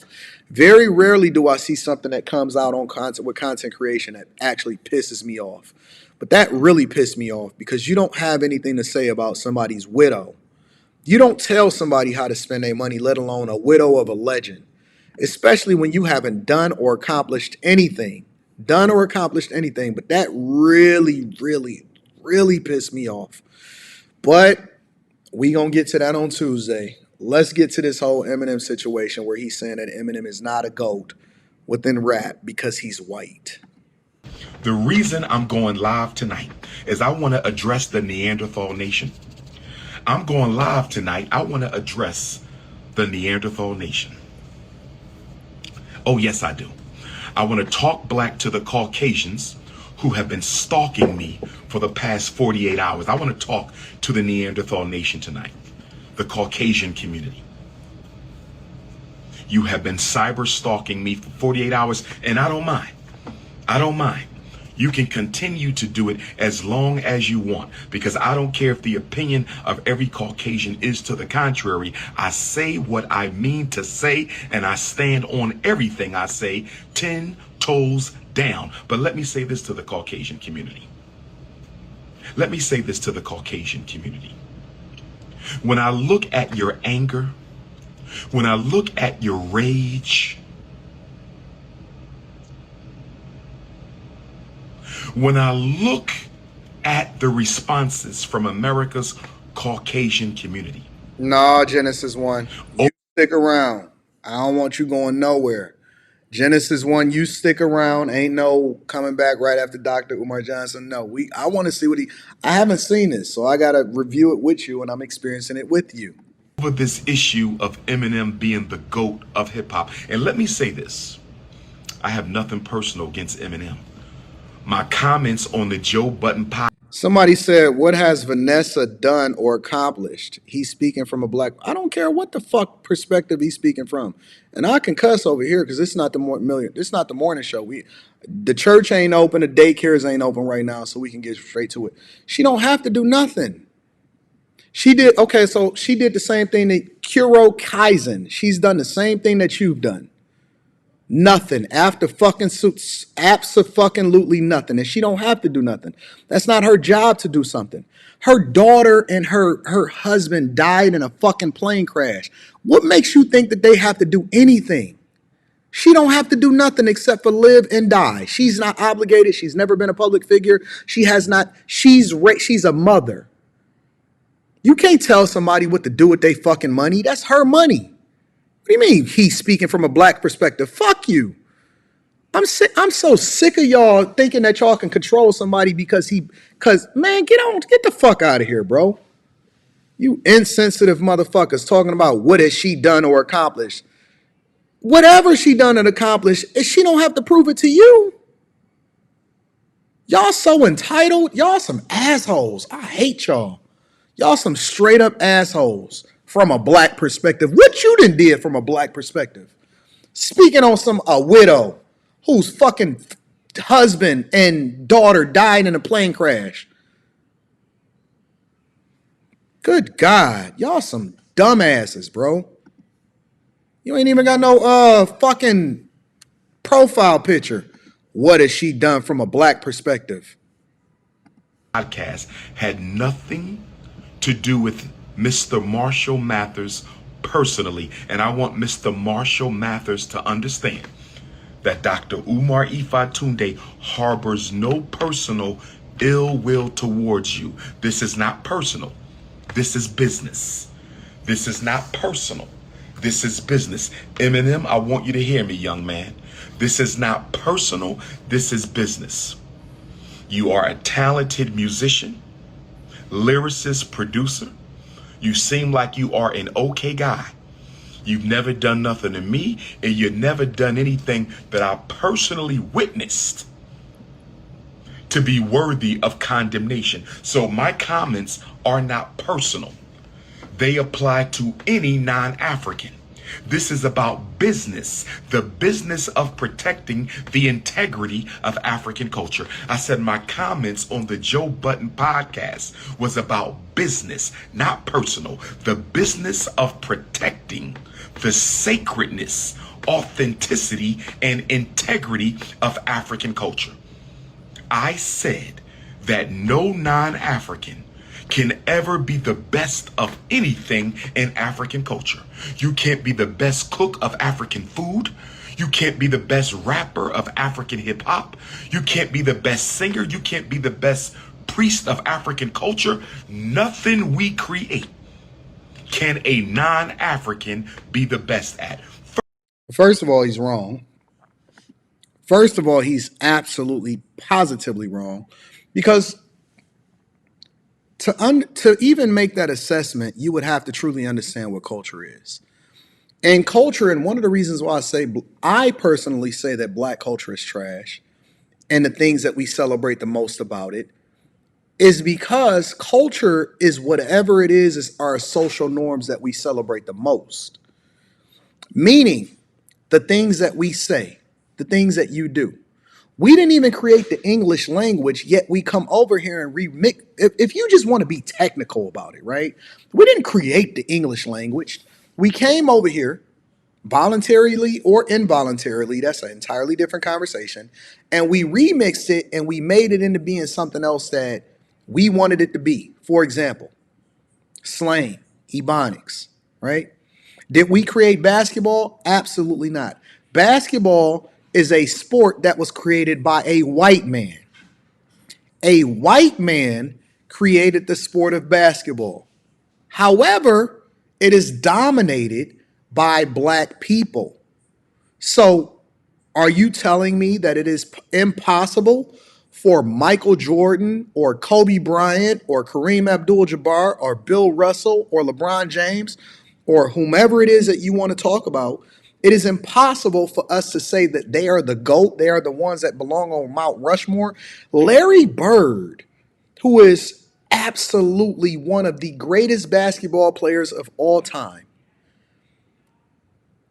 has a hard time breaking into the top 10 or the top 5 greatest players of all time, because people don't even understand how great he was, because we have a "what have you done for me now lately" culture that we live by. So because you can have your opinion on where Eminem falls on the spectrum. Of course, you're going to know where my opinion is because I'm from Detroit. So that's an entirely different conversation. But how can you sit here and say, and hip hop and rap music came together from a conglomerate of different people from different backgrounds over in New York? It was B-boys, it was taggers, it was the DJs, it was the MCs.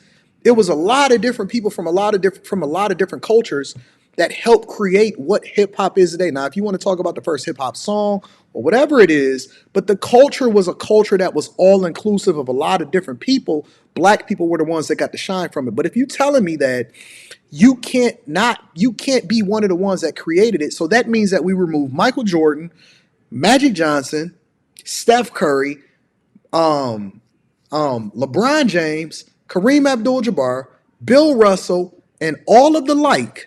We need to remove every last one of them from the Mount Rushmore of basketball because black people did not create it, although we came by and dominated it.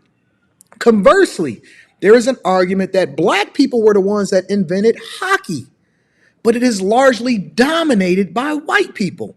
And if you look at the Mount Rushmore of hockey, it is Canadians and Americans alike, and also some Russians, that are on the Mount Rushmore, including Steve Eiserman, that is at the Mount Rushmore of what hockey is today. So just because it was created allegedly, and we're going to go back to this hip hop conversation, just because it's created allegedly by something such as basketball that wasn't created by black people, does not mean that you cannot be the GOAT or the best at it. Otherwise, we remove the entire Mount Rushmore of what we have in these debates on in the first place.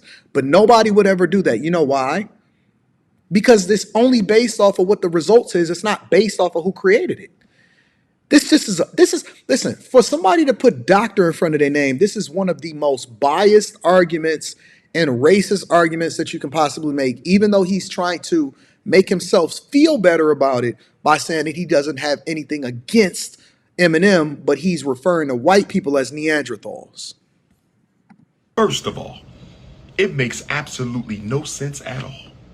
I don't even see how an African can come to the conclusion that a non-African can be the best at anything when we are the oldest people.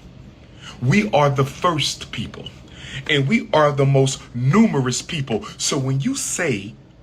Somebody said they don't see the correlation from what Omar is conveying versus basketball. He's saying, from a C student's perspective, that if you did not create it, if your race did not create it, then you can't be considered the best or the GOAT at it. And I correlated it, and he was saying that anything within the culture, anything culturally, and then he also referenced, well, we'll get to that part. But then at the same time, in the same similar example, if you create anything, then I'm using the correlation with basketball to show you that white people or black people didn't create basketball, but they are absolutely created or considered to be the GOATs of it. All right? That's the correlation. A non-African is better at X, Y, and Z than a member of the race. You're saying that this person can do this better than 2 billion Africans. Or you're saying not only can they do it better than 2 billion Africans on the planet, you're saying they can do it better than all of the billions of Africans that have ever walked the planet Earth. You know, and I know that that is absolutely ridiculous. You know, and I know that that is absolutely ridiculous. You know, like I know, that that is absolutely ridiculous. And from a cultural integrity perspective, this is not about Mr. Marshall Mathers. I don't have nothing personal against that man. You do. But from a cultural integrity perspective, haven't they stolen enough from us? We got over 1,000 people in here, and we got less than 500 likes. I need y'all to get the likes up. I might be getting a little too old, Anton. That's what Lauren Mack says. Oh, okay. I listen. I'm open to the possibility that I'm wrong, but nobody can actually justify the argument. What he's saying makes no sense to me. Haven't they appropriated enough from us? Haven't they robbed, stealed, killed, enslaved, lynched, miseducated, No, they haven't. Incarcerated, politically dominated us enough that you mean to tell me that after 404 years, you got black people running around playing defense attorney and cheerleader for white folks?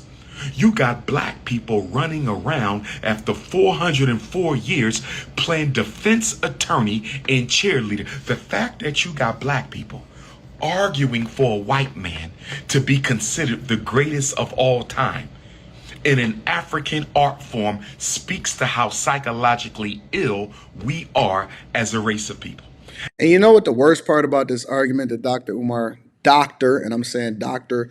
Umar Ifatunde is making is that Umar was just on a platform a couple of months ago arguing against the impact, arguing against the negative impact that hip hop and its culture that we love and hold so dearly to our heart, and how negative it's been for black people.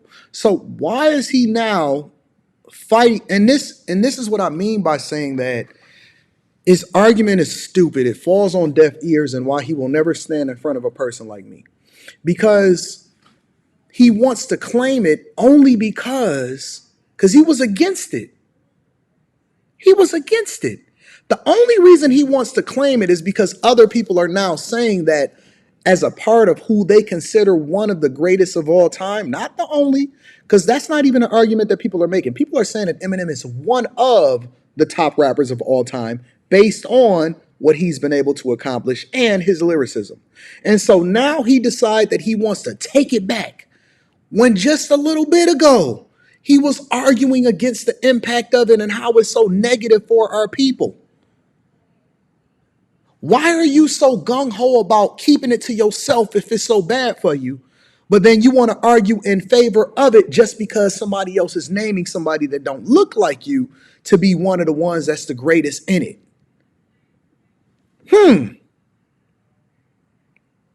That don't blow y'all mind? That don't really register with you? He just talked about how negatively rap is affecting black people, how rappers take from the culture and they never did nothing from it. He was on multiple different platforms talking negatively and talking about how bad rap was for black people. But now he wants to take it back and make it ours because he don't necessarily like who it is that people are identifying as one of the best people to do it. And it's all opinion based, so it doesn't matter where you stand on a spectrum of who you think the GOAT is. Some people think Rakim is the GOAT. Some people think Jay-Z is the GOAT. Some people think Kendrick Lamar is one of the GOATs. Some people think that Drake is the GOAT. Some people think that, LL Cool J should be at the top of the list with Run DMC and all of them. And then, other people think that it's DMX and Tupac and Biggie and Nas. You know what I'm saying? So it really don't matter where the argument lands. That's irrelevant to his point. The point is that he's fake, and this is a bad argument and bad faith because he doesn't really stand for it. He just stands against you being able to have some kind of statement in it if it revolves around somebody else that don't look like you. And that's the argument that he's making. And that's why y'all got to look at this as disingenuous. Shout out to the Lakers. I'm going to definitely be reading that super chat shortly. After all we have been through in this country, you got black have no influence in rap whatsoever, when he's literally helped put on one of the biggest juggernauts in rap right now in 50 Cent. The person that y'all praise so much, nobody was really trying to sign or check for 50 before M brought him back to Dre and said, hey, we need to put this dude on and put everything we got in Interscope behind 50 Cent. And then y'all was all riding 50's coattails. But you telling me that Eminem don't have no influence in rap? Influence helped push what we know to be Griselda today. But he don't have no influence, right? Come on, man. One of the people that y'all say is one of the best lyricists in Royce the 5'9", Eminem is the person that literally opened up the door for a lot of these dudes to be able to eat today. And you're telling me that he has no influence and no impact on what rap has been or what it's to become when he's put on some of the biggest, most influential businessmen and rappers today, and 50 Cent regularly praises him as one of the GOATs and one of the people that's had one of the biggest influences in his life. And you're sitting here telling me that he don't have one of the biggest impacts and he hasn't done more for black people and giving them bags and making sure that they got put on than this guy that's sitting right here criticizing him? Okay, cool. Black men running around playing defense attorney for white folks. advocating for Marshall Mathers. Nothing against Eminem personally. But for a black person to go out of their way to fight for any white person to be considered the greatest of all time in an art form that should be sacred to our community, our culture, and our people is absolutely ridiculous. It is absolutely ridiculous. But let me address the Caucasian community. Because I've been called racist probably 1,000 times today, and I don't mind. I absolutely do not mind, because there's a few things we know. After 1,000 years of direct interaction with Caucasians, there's a few things we do know. One thing we know about you is you're not honest about anything if it jeopardizes your power and control of other groups. Let me say that one more time. I'm talking to all you Caucasians who saw fit to have a temper tantrum on my timeline. I'm talking to all you Caucasians who saw fit to flood my inbox. I'm talking to all you Caucasians. I wanted to address the hypocrisy of perpetrators of racism who call the victims racist. I wanted to address that. This guy's crazy. I'm about to go get some more water. But I've been informed that members of the Neanderthal nation have been reporting me. So I'm not going to be able to go in the way that I wanted to go in. I really wanted to expose the hypocrisy of people who have more energy for a conversation on who's the greatest rapper than they do for protecting black people from the police. I really wanted to deal with the hypocrisy of these Caucasians who have so much negative energy for being told they have no business exploiting black culture. But we don't see that same energy for giving black people reparations. We don't see that same energy for justice for black people. We don't see that same energy with making sure African people get their fair share of a country that our ancestors built with their bare hands. See, if they cared as much about police brutality as they care about Eminem being called the GOAT, if they cared as much about police brutality against black people as they care about Eminem being called the GOAT, if they cared as much about mass incarceration reform as they cared about Eminem being called the GOAT, if they cared as much for black women being sexually trafficked as they care about Eminem being called the GOAT, we would have solved a lot of our problems by now. Calling somebody. I have no idea what he's talking about. Shout out to Andre and Andrea. Love crossing borders. I actually seen y'all video that y'all did, the video that you did as far as the reaction with the passport bro. Somebody sent it to me and all of that. I'm gonna read that super chat shortly, but I appreciate you for reacting to my content positively, negatively. I know that it was mostly positive, but I appreciate you for supporting the platform and also reacting to the content and even getting insight as to whether or not I would give you permission. You don't have to have my permission to react to any of my content. You guys can do whatever it is that you want to do when you want to do it. Dr. Umar Johnson is fake. I'm going to read y'all super chat shortly. I appreciate you. He's fake. I think that he's absolutely fake, 100%. And it's funny because he's using white tools that were invented by white people, such as Instagram, to get out his message to the black people, because he considers white people Neanderthals, and then he didn't actually justify his argument as to why people shouldn't consider somebody that's in any other race other than themselves to be the GOAT. I guess Fat Joe doesn't qualify either, right? Right? Eminem don't qualify. Fat Joe don't qualify. I know he absolutely hates DJ. See, he'll never actually mention Fat Joe, but he'll mention DJ Khaled. Racist when your people are the greatest purveyors of racism and genocide in the history of humanity. Calling someone racist when your people are the greatest purveyors of racism and genocide in the history of humanity, I find it quite hypocritical. I find it quite hypocritical. Brothers and sisters, I'm in Fort Worth, Texas. 13th annual Kwanzaa tour. Oh. And it'll probably be the last because next Kwanzaa will be at FDMG. This is probably my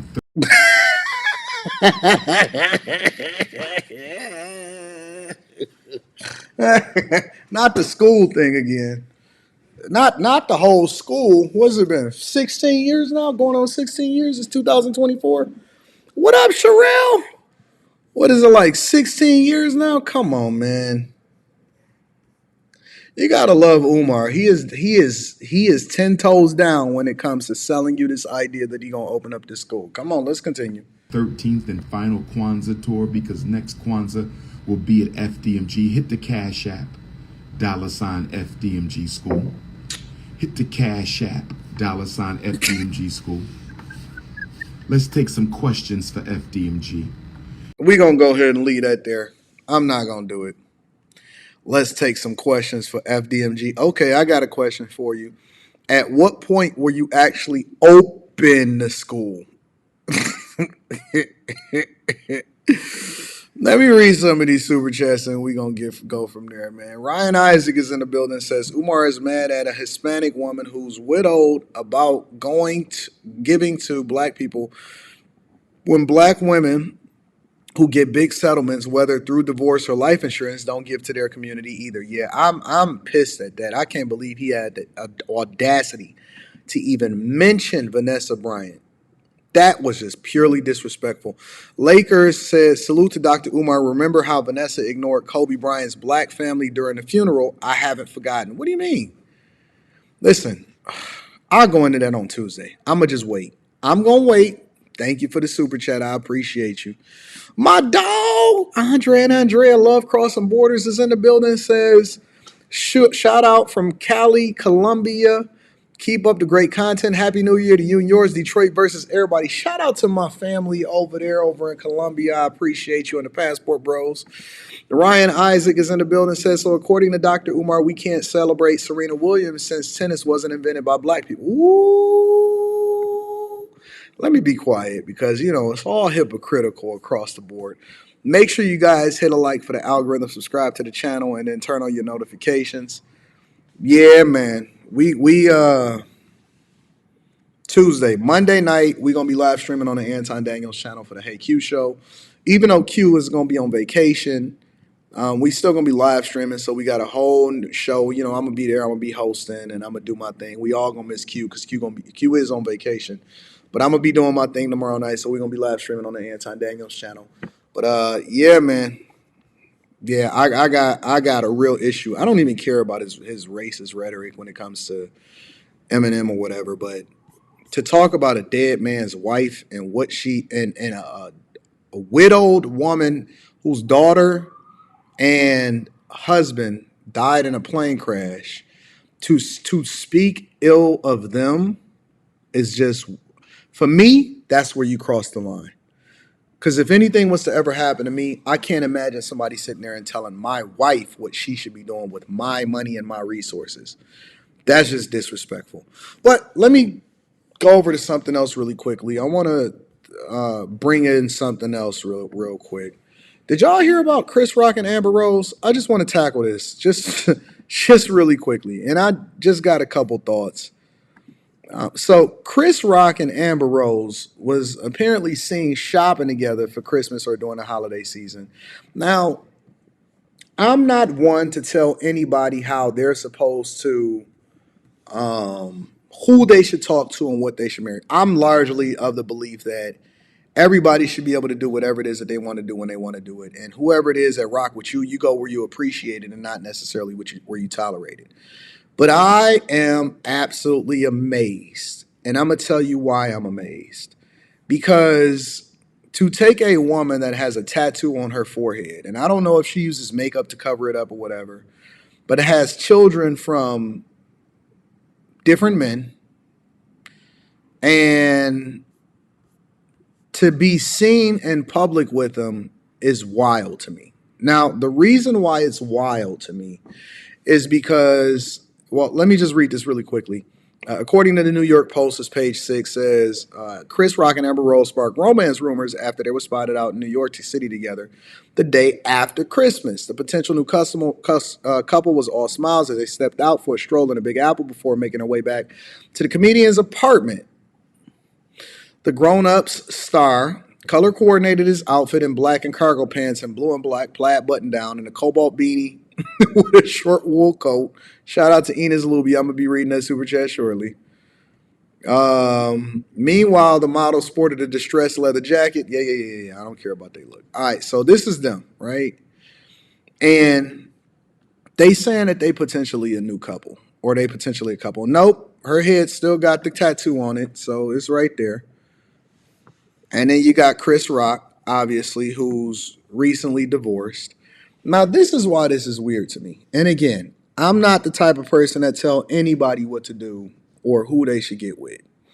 But they just are both public figures, and so they decided that they wanted to go out in general public, which means that they wanted to show off their love for each other. They're not hiding, they're not sneaking out the back door, they're not giving her a key and then leaving out separately. They're openly during the holiday season, a day after Christmas, going out, two single people or apparently in a couple with each other, going out to entertain and then show to the general public that they are out here in these streets. Now, here's my thing. Number one, Amber Rose got to get a round of applause and a go. Now, I'm not going to give her the Millionaire Morning Show round of applause, the actual sound effect, but I got to give her the slow clap. I got to give her the slow clap. And the reason why I got to give her the slow clap is because she's defying all expectations as far as an older woman still being able to hold down a man that is willing to simp for her and then show her off in public. Kanye, Wiz Khalifa, and so on and so forth, right? Children by him, obviously been publicly talked about as far as what she do and all of that stuff. And so I'm not going to get into that because this ain't what this is. But to be able to catch a simp is one of the most, to be a woman that's of a certain age and be able to catch a simp is amazing to me. Especially one that is rich, one that is still relevant, and one that is still winning in life. And to catch an old simp is amazing to me because, number one, to a larger extent, it seems like he can have mostly almost any kind of woman that he wants. And then secondly, I don't understand why these Hollywood dudes or these dudes that are visible or he get a lot of money or who's in, got that type of visibility or get that type of money. Why the hell, and maybe somebody in the chat can explain it to me, why in the hell do they all want to talk to the same women? I cannot fucking understand that. And maybe E Black. I know y'all know who E Black is. Shout out to my dog E Black. Maybe E Black was right because E Black was absolutely infatuated. And I mean, a couple years ago, 2 or 3 years ago, he was trying to convince us on the panel about how Amber Rose is top notch and any man would be lucky to have her. And basically, he would trade in his left nutsack in order to be with her. Pause. But for you, listen, you can have there are like 200 million women in the United States alone, let alone in the world, like 5 billion of these chicks in the world. Why do you have to be with the same chick that had been with every other celebrity publicly and, not so publicly? Her last man, they say that she left her for Cher. Now, Cher is like 102 years old. Her last man left her for Cher. But this dude is publicly strolling with her after Christmas, showing her off to the general public when he could literally be with any baddie that he wants to. But he got to be with Wiz's ex chick. Now, Wiz Khalifa is out here running around in draws, doing kickboxing, showing off his Johnson, and a single baby mama of multiple different kids is running around now shopping with Chris Rock. I don't understand. I got to get a round of applause for Amber Rose for catching a simp. And just because you have money or just because you got visibility does not make you any less of a simp. It does not make you right after Will Smith slapped him in the name of Jada, not in the name of Jesus, but in the name of Jada. 21 Savage, I forgot about that. Yo, Amber Rose is the GOAT. All right, let me give her a real round of applause. Give me a second. Amber Rose is the GOAT. Literally. Yo, she had one of our favorite rappers, 21 Savage, running around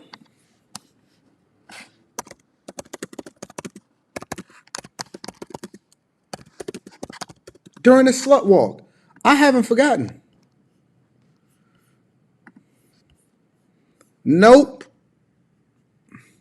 Look at our favorite rapper. Look at everybody that's in the background.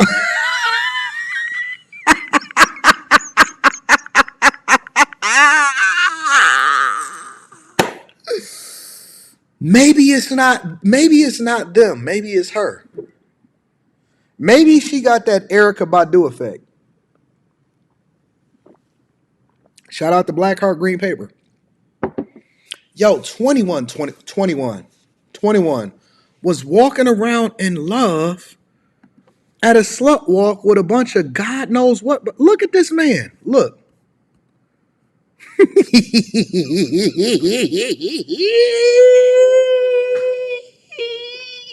Look at the signs behind him. Don't hate the slut, hate the shame. Mama raised me, raised the feminist. Yo, 21 was running around. Look at 21. Ain't nothing gangster. Look at this. Look at this. God bless. Right next. If this ain't it right here, I don't know what is. Right next to a Black Lives Matter sign and a bunch of God knows what behind you. These men are running around loving and wifing Amber Rose. Maybe we got it wrong. Maybe there is hope at the end of the tunnel for all of these ex-chicks that's running around and got famous. Not necessarily for any talent in particular, but just for being hanger-ons of dudes that's continuously passing them around, showing them off in public, falling in love with them, and making sure that they run around. She is collecting the Infinity Stones. Some of y'all greatest heroes, she's walking around with them. And now she got a tattoo on her forehead. And look at this old black, and Umar Johnson ain't gonna say nothing about it. No, he ain't. Look at him. He's strolling, having a good time. She got on the wands, the patent leather red and black wands. She got a Birkin bag in her hand, probably courtesy of him. And look at him, taking all y'all tour money and spending it on Amber Rose. Good God almighty. Gosh.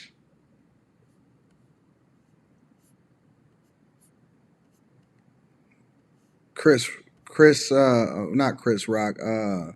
Will Smith smacked fire out of this man, and now he walking around with cargo pants, hanging out with Amber Rose. Anyways, I don't want to spend too much time on that. I want to read a few of the super chats, and then I want to move on with the show because I got other things that I want to tackle. Good God, collecting black man souls. Enos Luby says, "What about Quentin hosting and the Hate Q show? Quentin gonna be there. That's the expectation." Roger Marine says, "I Am Black and Eminem is in the top 10." But absolutely, 100%. Well, I don't want to say it because then I'm going to seem biased because they're going to say, Anton, you from Detroit, you feeling a certain type of way. The right inside says, Leo, don't let no 304 eat off his name. Facts. And he trade him in. Once they get too old, he trade him in for 220s. Blackheart Green Paper is in the building, says, I'm convinced that 80 to 90% of millionaires suck a ducks. Sweet as F, straight honey bun, and that's based on results. Shaking my head, money don't change. Too much I see. I agree with you. I don't think it's that millionaires. I think it's more or less about the ones that's visible. I don't know. Because you got to remember, nerds get money, but nerds necessarily don't. I don't know. Glow Hardy says, "Sup, big dog? Happy New Year's. Thank you for everything that you do to help correct the community. Shout out to you, my friend. I appreciate you." J Dub says, "Amber Rose is collecting all of the Infinity Stones and souls, and probably sucking the soul out of these dudes. And now they walking around trying to wife her." right, let's continue. What we got next? Oh, Gilbert Arenas. Gilbert Arenas was saying some stuff. Shout out to my dog Gil, and shout out to my dog Rashad McCants. I just talked to him yesterday. I literally just talked to Rashad yesterday. Shout out to him, and Happy New Year to everybody that's in the chat. I appreciate you guys for holding me down tonight for this after hours. I did not expect for y'all to be holding me down at 2:20 a.m. Eastern, but y'all here, and so salute to y'all. But Gilbert Arenas was talking about Halle Berry getting smashed by Harvey Weinstein. Did y'all see that? Did anybody see that? Yo. All right, so let me go ahead and pull it up. What's the timestamp? 1 minute, 1 hour and 3 seconds in, he was doing a live stream. I'm gonna pull it up because Gil was talking some talk, and I was like, "Wait a minute!" I didn't watch the actual live stream, but I was rewatching it because I had it on in the background, and I'm up here brushing my teeth, and I'm like, "What the? How come y'all didn't send this to me?" All right, let me get to the spot where he was talking. Give me a second, and he gonna come on with the glasses. Gil is crazy, bro. I got to get him on. He keep fighting the funk, fighting the feeling of coming onto the platform. We keep talking back and forth, and I keep trying to get him on. He just too busy. That's because he keep getting too much money. And I don't like it when these dudes get too much money because then they be acting all Hollywood. They hit you back like, yo, what we going to do, whatever. And then dates pass. And you're like, okay, all right.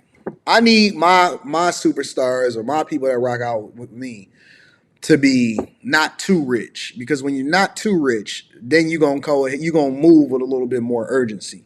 But Gil move on his own time, and so I'm gonna just keep working on him. I promise y'all, I'm gonna get him on the Anton Daniels channel for an interview in the Don't Do Coke in the Bathroom studios. But if y'all didn't see this, I want to play this. This is crazy. I ain't never seen no junk like this before. The Lakers. It was the playoffs. Hold it on. was without going down that road. I'm sorry.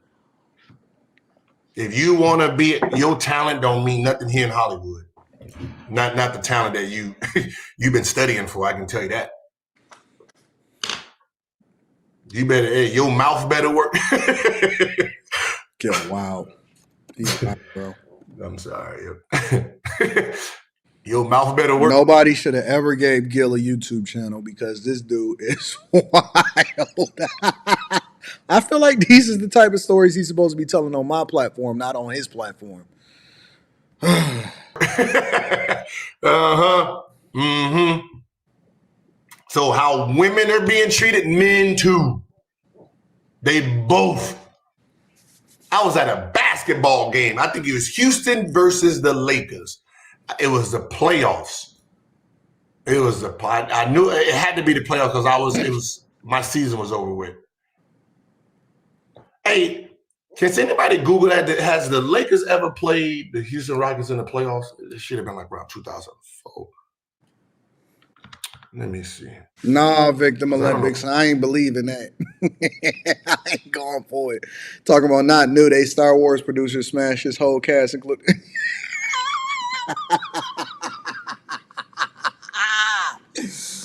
Oh no, y'all not gonna convince me that Sam, not Sam. Maybe Ving. Ving done played too many. Ving Rhames done played so many questionable roles. The first questionable role that Ving Rhames played, that people tried to ignore like it never happened, but I remember because that junk traumatized me. I just turned the TV off. I didn't even finish watching the movie. I've never finished a movie after seeing Ving Rhames get destroyed. And Pulp Fiction with John Travolta and Sam Jackson. I never, ever, ever. And you know what? The producer gonna put himself in the movie.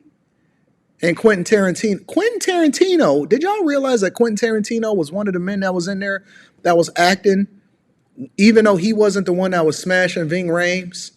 That it was the friend, I think, or his co-conspirator was smashing Ving Rhames inside of Pulp Fiction. Nope, it wasn't Holiday Heart. It was Pulp Fiction. Holiday Heart is the movie that he was dressed as a girl. All right.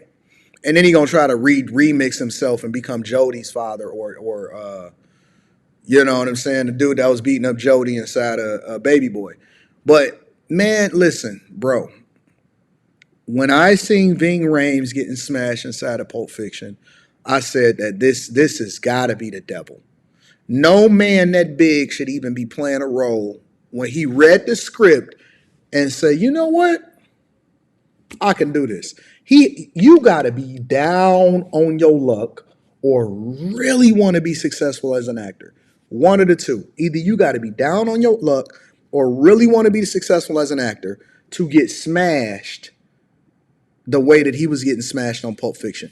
If I was to do a movie, even if it's a Tubi movie, or if it's a Hollywood smash movie, if it's a Marvel movie and I made $80 million from it, y'all would never forgive me. I would be rich, but y'all would never forgive me if y'all if I did a role where I put a dress on or some crazy junk like that. Y'all would never forgive me. You would hold it against me for the rest of my life. When I seen that, I said either he really wanted to break into acting or he was really down on his luck and he needed that paycheck. Now, I don't even know what he got paid, but he was over there getting paid. But let me continue. Why was at this game? Hold on. Nah, it wasn't 09. Y'all didn't see that Ving Rhames? Okay, so now I got to pull it up. We're in after hours. We can do that. Let me see. We can watch it together. Pulp Fiction. I don't know if I could show that part.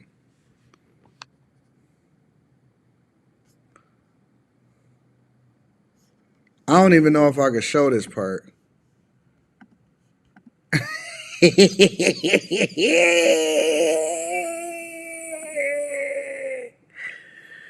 Oh, dog. I can't do this. I can't show this.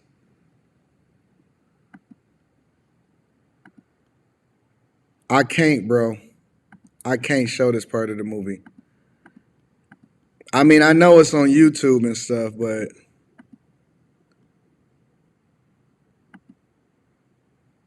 oh, I'm not showing this. I can't do it, bro. They brung out the Gimp and they just absolutely murdered Ving. I'm not showing this, bro. It's on YouTube. It's on YouTube for y'all to, after the show, not during, but after the show, y'all go out there and y'all go watch it. I'm about to listen to what Gil got to say. They actually show it too. Yeah, let me see. Like a first round. 2003, 2004. Mm-hmm. I knew it was around that time. 2003, 2004. Went to the playoff series. And Halle Berry's walking. I'm not putting my YouTube channel in jeopardy for y'all. I don't care if it's a real movie, if it's on YouTube or not. I'm not doing it. And I'm like, oh shit, Halle Berry, bro. Like, fine. And it was like 4-5 white dudes sitting there. Now Harvey Weinstein, he was one of them. And like, so I'm not in the front row. I'm in that, it's like the front row, and then you got the little space, and then the first row after that, like, so it's like the second row. And they was sitting there talking about, oh, now she acting like she don't know us. She wasn't saying that when she needed that part. Every single one of them hit. I was like, no, not Holly. No, not them. Yuck.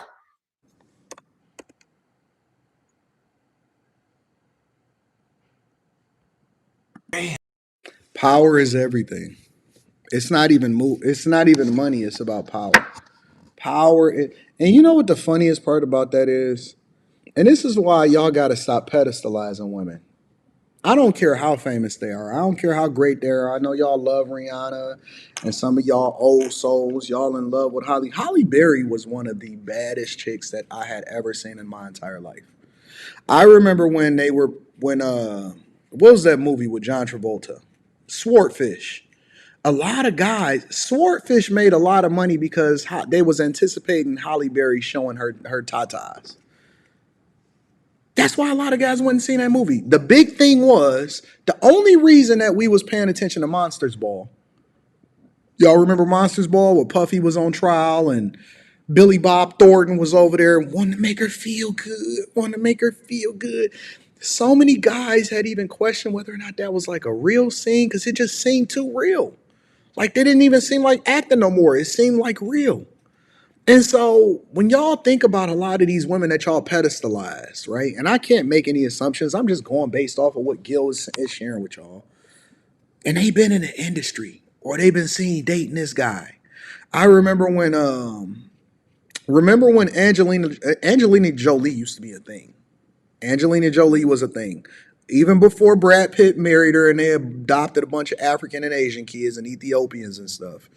Angelina Jolie was running around with Billy Bob Thornton with blood vials, drinking each other's blood and doing blood swaps, finger twishes with Billy Bob Thornton and tonguing each other down. And then Brad Pitt came and married her. See, just because Brad Pitt played in Troy or he was in What's Eating Gilbert's Grape or whatever it is, don't mean that he wasn't a simp too. The only one that don't seem like he's been a simp so far is Leonardo the Legend.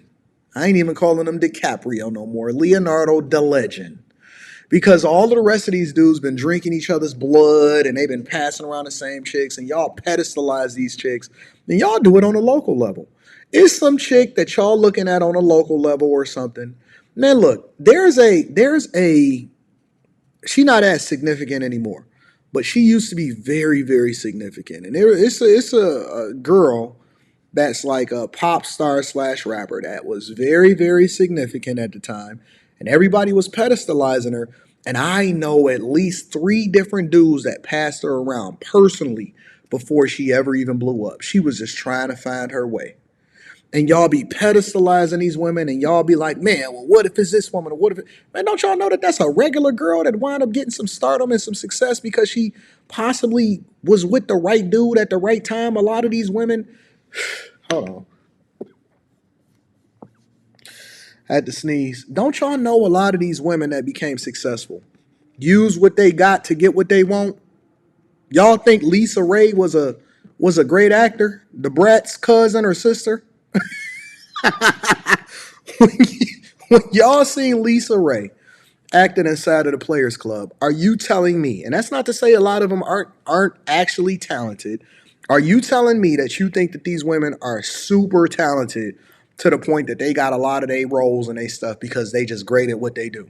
That the casting couch over in Hollywood is not real? Man, these chicks been turned out. Harvey Weinstein and the like. Dudes that don't look like nothing but got all of the power, been turning these chicks inside out. And when they see them at the game, they all then probably did the same thing that these dudes been over in Dubai be doing, bro. They got the berry. Thank you for saying bless me. Y'all pedestalize these hoes. And I don't really know when people seen the Harvey Weinstein and all that, and the Bill Cosby and Pills and the. How you think them ugly motherfuckers was getting hoes? You think they was getting hoes off their looks? Power. No. They gotta promise shit. Hey, yeah, I get your part in this and this and this. I get your part. That's how all of them. There's only a few stand-up niggas in there, like 50 Cent stand-up, because 50 Cent was famous first. He was famous first. Now he's in Hollywood. He already has his power. Oh, but Vanessa, what's her name? Not Vanessa. Vivica Fox. Vivica Fox said that she was eating 50 Cent's butt.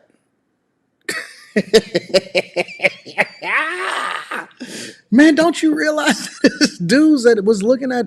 See, we look at her now and we like, oh man, you know, that's saw face. You know what I'm saying? Because she be over there with the big cheeks. They got all of this injection and Botox, and they was getting Botox and injections when it was experimental. It wasn't really proven yet. And so it killed all of the cells in their face and all of that. And so now when they talk, they don't really move and they look like the saw clown. But at one point, these chicks was the top of the top. They was the bad chicks.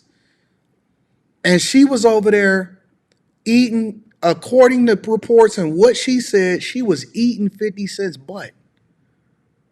praying that 50 married her. And 50 was running around with a cougar.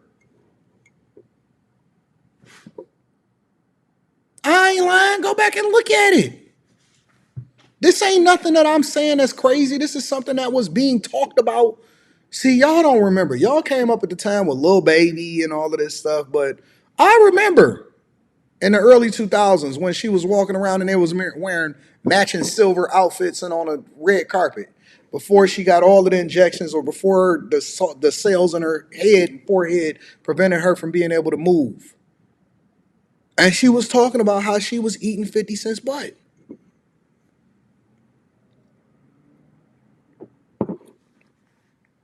She was doing it before Janae Aiko was talking about eating the groceries. That's what she said. And everybody was chasing these chicks around. Back when the movie Booty Call and Tommy Davidson was in it and stuff. See, I'm in a great era in my life than that I've lived long enough to actually be able to experience a lot of things or see a lot of it because I had older brothers. But then at the same time, you know what I'm saying? I'm aware of what's happening so I could connect the dots inside of pop culture. Right, so he don't have to do nothing. And if you No, some of y'all Backpack Grizzly ain't that young. A lot of y'all are. really want to make it in Hollywood now, you would rather go down, you would rather try to get in 50 Cent movies because he's not going, because he didn't get, nothing happened to him for him to do it to other people. Right? So, you know what I mean? There's only like a few windows you can go down without getting your buns blown out or your throat jabbered with. Nah, I'm not going to get canceled. No, I'm not in that world. And that's the beauty of being able to have the confidence to make your own money, create your own platforms, be focused on your own bag because you can then say what you want to say. Let me read this super chat really quickly, and then I want to get into one last thing before we get up out of here because I want to get up out of here before we hit the 3-hour mark. Anton's still got to get up in the morning and take care of business, and we will be streaming on the Millionaire Morning Show. Shout out to Hamilton says, nah, Ving and Chuck and Larry, the shower scene was cringe. I never seen that. I never seen him in Chuck and Larry. I only seen him when they brought out the Gimp in Pulp Fiction. It took me a lot to forego that. I seen him a lot of Mission Impossible with Tom Cruise. I'm assuming that he got a big bag for that. But good God, man, if y'all go back and y'all look at a lot of this stuff that these people was doing, man, it's crazy. If these chicks that y'all gotta stop pedestalizing these women because y'all think that they more than what they are, but they was human and they was getting humanized or dehumanized by some man, or now the same way that these Instagram models is over there in Dubai and getting done whatever it is, they getting free trips to Dubai and getting sent home with $2,000. They $2,000 richer than they came back. Is the same way a lot of these chicks was on the casting couch back in the day, bro. And now you see them feeling some type of way when they signed up for it because they was trying to use what they got to get what they want. I want to talk about Remy Ma really quickly. So obviously it had been a bunch of rumors that Remy Ma had cheated on Papoose. And the reason why this is so tragic, allegedly, if it's true, is because Papoose held her down. I mean, there is already footage. I mean, you know, it's previous footage out there, and I don't feel like pulling it up, but it's previous footage out there where, you know, she was talking about how when she first went to jail, when they wasn't even married, it was just boyfriend, girlfriend.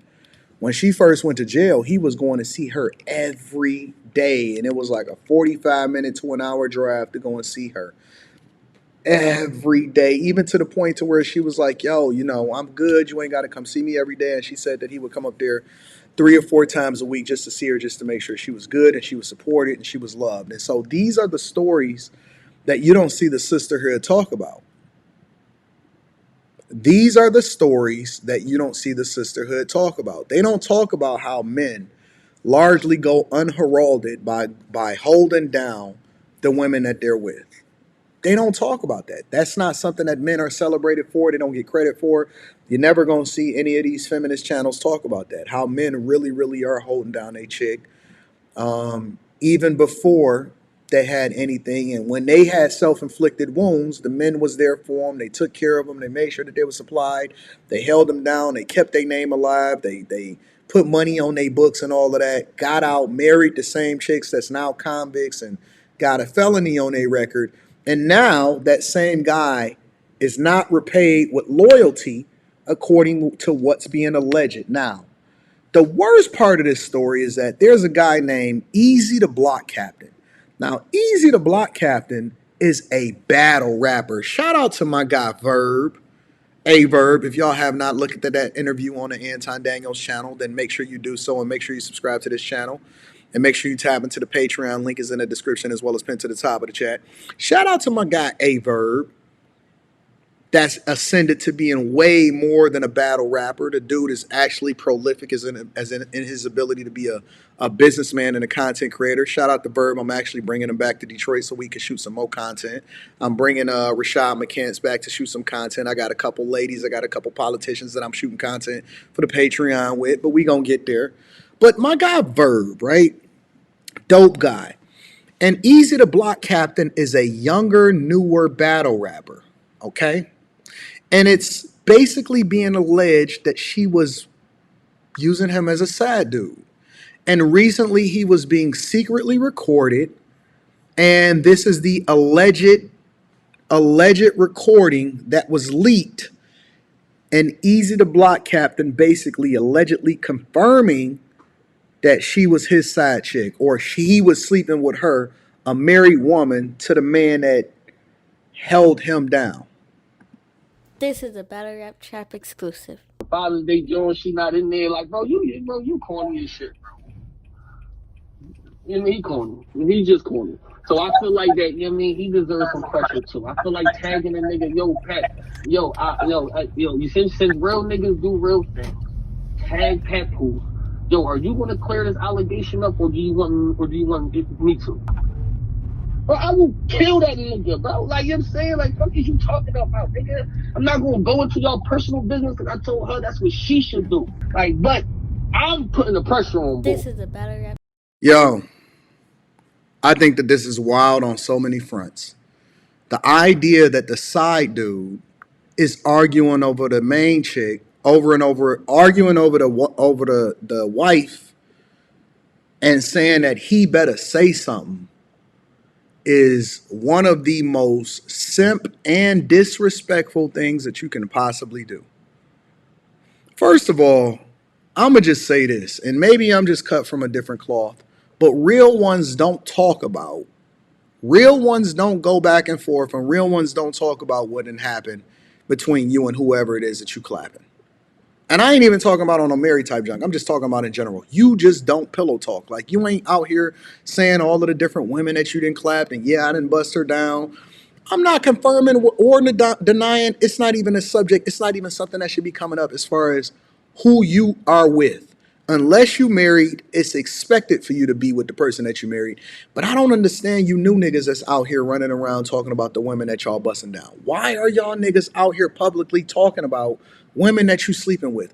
And then to be arguing over a woman that is married with her husband and saying that her husband need to confirm or deny or say something about the story because, man, that is some weird energy, bro. I don't know what's going on. I don't know if this dude want to continue to promote himself. I don't know if he need the visibility or what. But that is some weird activity, and that's some new dude stuff. That's some new dude junk that I'm just not familiar with. I don't know how y'all dudes is running around talking about who you busting down. That's weird to me. That's genuinely weird to me. I do not understand it. You just don't pillow talk. You not out here talking about the chicks that you done bust down, especially, we don't. And not only is it weird to talk about the chick that you bust down, you arguing back and forth about a woman that's married? I ain't even got to her yet. Trap exclusive. Tell you that. I'll let that linger out. He don't gotta answer it, but it's gonna linger to the point that they're gonna be expecting me to say something. Then he either clear it up or say, no, nigga, I beat you the fuck up or some shit like that. He need to say something. You need to say it don't. It don't even have to be in my favor. It is in my favor because once you say anything that I don't like, then I go live and boom, it's over. Man, listen. She said, yo, this is what she don't want me to. She don't want me to. No lie. You know what I mean? She been on my ass, like asking me, like, please don't do it. I'm like, all right, copy. Let me tell you. But she also said this nigga made the first movie, put you in a fucked up position, so I can't tell you what to do. I'm just asking you, could you do that for me? You disrespectful. If this is true, listen, to even be associated with another dude is disrespectful. It's so disrespectful. If this is true, and she making phone calls back and forth, and you bust her down, and she was staying back and forth with you, and now she calling you saying, hey, I can't tell you what to do, but please hold me down, and she telling you not to pillow talk. First of all, you a sucker. But secondly, I think that is one of the most disrespectful things that a woman can ever do to a man, as far as emasculating her husband and making him look bad. And it makes it even worse because I feel sorry for Pap because Pap and her was supposed to be the definition of seeing it through and holding her down and black love, but you ain't gonna see no woman. You see zero women holding her accountable for what's being alleged or the way that she moving out here in these streets. But I keep saying, but what is he doing? I think he might be stuttering, Mark and Deshove. I think he might be stuttering. The case, why am I the only person doing something for you? Why he not though? That nigga the one who got 16 in, right? And he really is stuttering.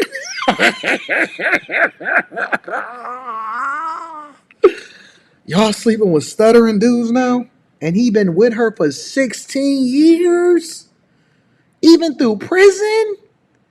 And he know how many years you done been with her? Dog, that is so wild to me. Talking about he held you down from jail. He the one that got 16 years in. Why this nigga not holding you down? This is a Battle Rap Trap exclusive. Like, nigga, he could have stopped all of that shit with a tweet.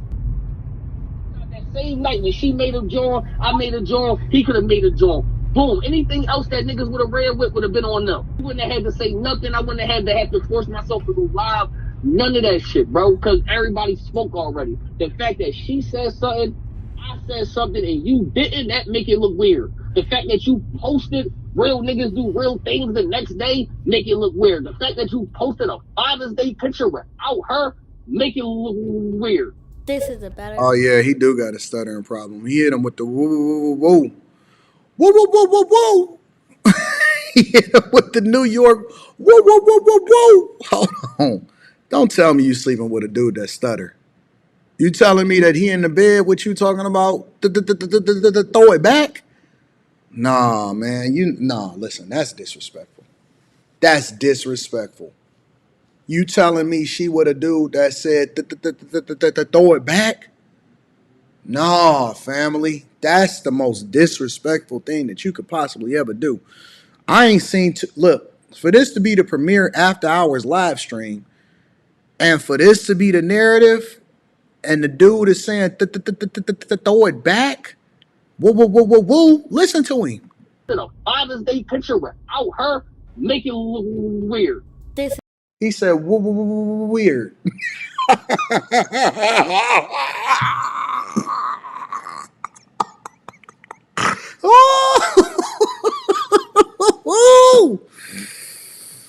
Oh, you telling me that he was in class section 8?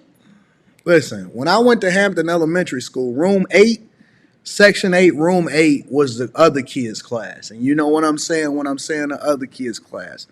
That was a class that the kids, they only got 1 hour of free time because they was afraid it was a couple kids in there that had that crazy strength. Now, you know the kids that maybe like, it's nature, right? I think it's nature that when you have one deficiency in one, let's say you can't see real good, but you can hear real good. You know what I'm saying? Or let's say that you might be deficient in up here in your head, so they give you that crazy strength.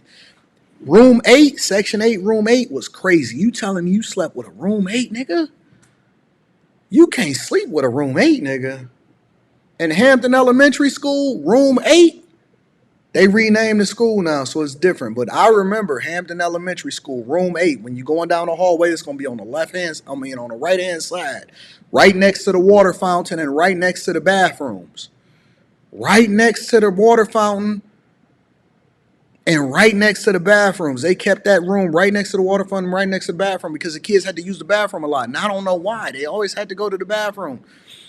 And I didn't even understand what the short bus was, but they always got to the bus early before the rest of the kids got out. And we kept saying, why they keep getting out early?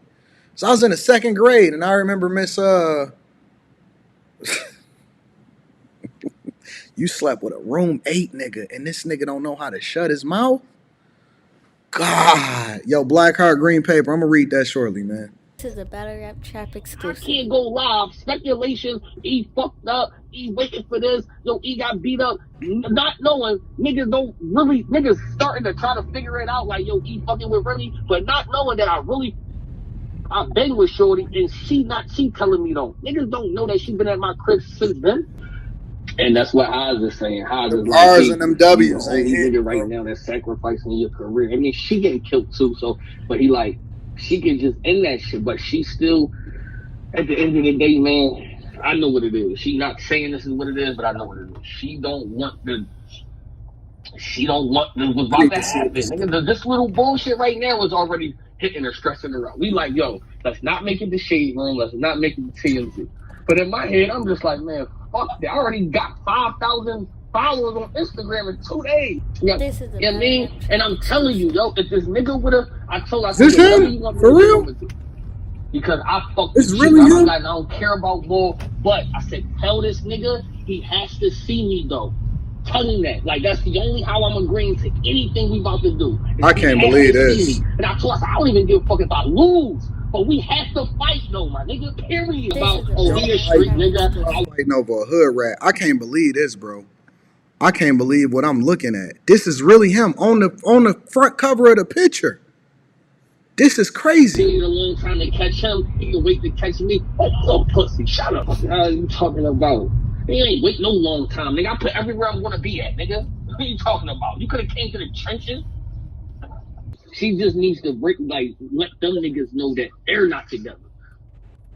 You know what I mean? Let them niggas say, you don't gotta say that you with anybody else, like you just went such and such. I'm cool. I don't have to be the dude to be, you know what I'm saying? Like, your nigga. Cause like, I'm already getting killed, yo, he a fucking home wrecker house. You know what I'm saying? Like, I'm already like getting killed. So from battle rap, I'm getting killed from battle rap. And then from the other in the industry, I'm getting killed. I'm gonna be the ball broke up fucking, you know what I'm saying? So my fucking career, now I gotta switch my career around as far as the identity of my career, as far as how I'm gonna bring shit. Now I'm just like the fucking whoever, like the bad guy now, and I'm gonna take it. I said my trash was popping. This is a Battle Rap Trap exclusive. Remy is wild. Remy is absolutely wild for this one. I can't believe that she slept with a dude named Easy, the block captain. Pookie's win again. The Pookies win again. And y'all better stop loving these chicks, bro. Real talk. If this is true, even if it's not true, she not clearing it up. You know what I'm saying? She not coming out and saying, no, this ain't happening and stuff. And so she out here embarrassing this dude, bro. That's not... Gosh. Let me read some of these super chats and I'm going to get y'all up out of here. We got a plan for the next show, and then I got a plan for the Millionaire Morning Show in the morning. Let me see what we got here. Y'all been holding me down all night. I appreciate y'all. Blackheart Green Paper says, S like this, take the little faith I have left in hoodonomics. Shout out to Blackheart Green Paper. Iceberg Slim says, easy the captain, been smoking on that fentanyl. Ain't he from Philly? Somebody said he was from Philly. Right Inside says, AD, did you see the Color Purple flopped at the box office? So much for women supporting. Oh, so y'all setting me up for my Tuesday show. All right, okay. So we gonna stream again on Tuesday night. All right, so this is the lineup, y'all. Shout out to the Right Insight. Shout out to everybody that held me down in the super chats. for the new show, for the newer format. I appreciate y'all. So this is what we gonna do. Tomorrow morning we got the Millionaire Morning Show. Tomorrow night we got the the Hey Q show, and then we gonna come back on this channel on Tuesday night. Actually, damn, what time is my flight? I need to see what time my flight is on Tuesday because I'm gonna head back to Detroit and get back to the studio. Yeah, I should be back to the studio. So Tuesday night we're gonna get back at it because I need to find out what the hell happened with the color purple. I'm not even gonna look it up right now because I don't want to mess it up for myself. I want to be surprised. So I gotta stay out of that. I gotta stay out of that. Or maybe I'll make that a subject for the Q show tomorrow night. We'll see what happens. But listen, y'all, I appreciate y'all. I rock with y'all. Thank y'all for holding me down on after hours where we get to talk about some other stuff that's different than it come from the money on the Millionaire Morning Show, and we get to it. Listen, y'all. Somebody said, "I hold up, ain't today Monday?" It is, but you know how it is. It's like Sunday night going into Monday. It's technically New Year's and all of that. So, yeah, it's Monday, but you know how we get down. All right. So listen, I love y'all. I appreciate y'all. I'ma holler at y'all tomorrow. Don't you mean Wednesday night? No. Tuesday night. Tuesday night going into Wednesday. But I think I'm a live stream a little bit earlier. I'm not going to start the live stream as late as I started it right now. I don't know. I don't know what I'm going to do. We got to figure it out, y'all.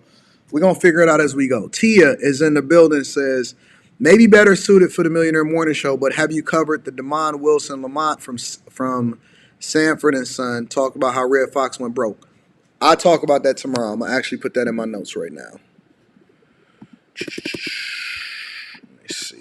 Red Fox broke.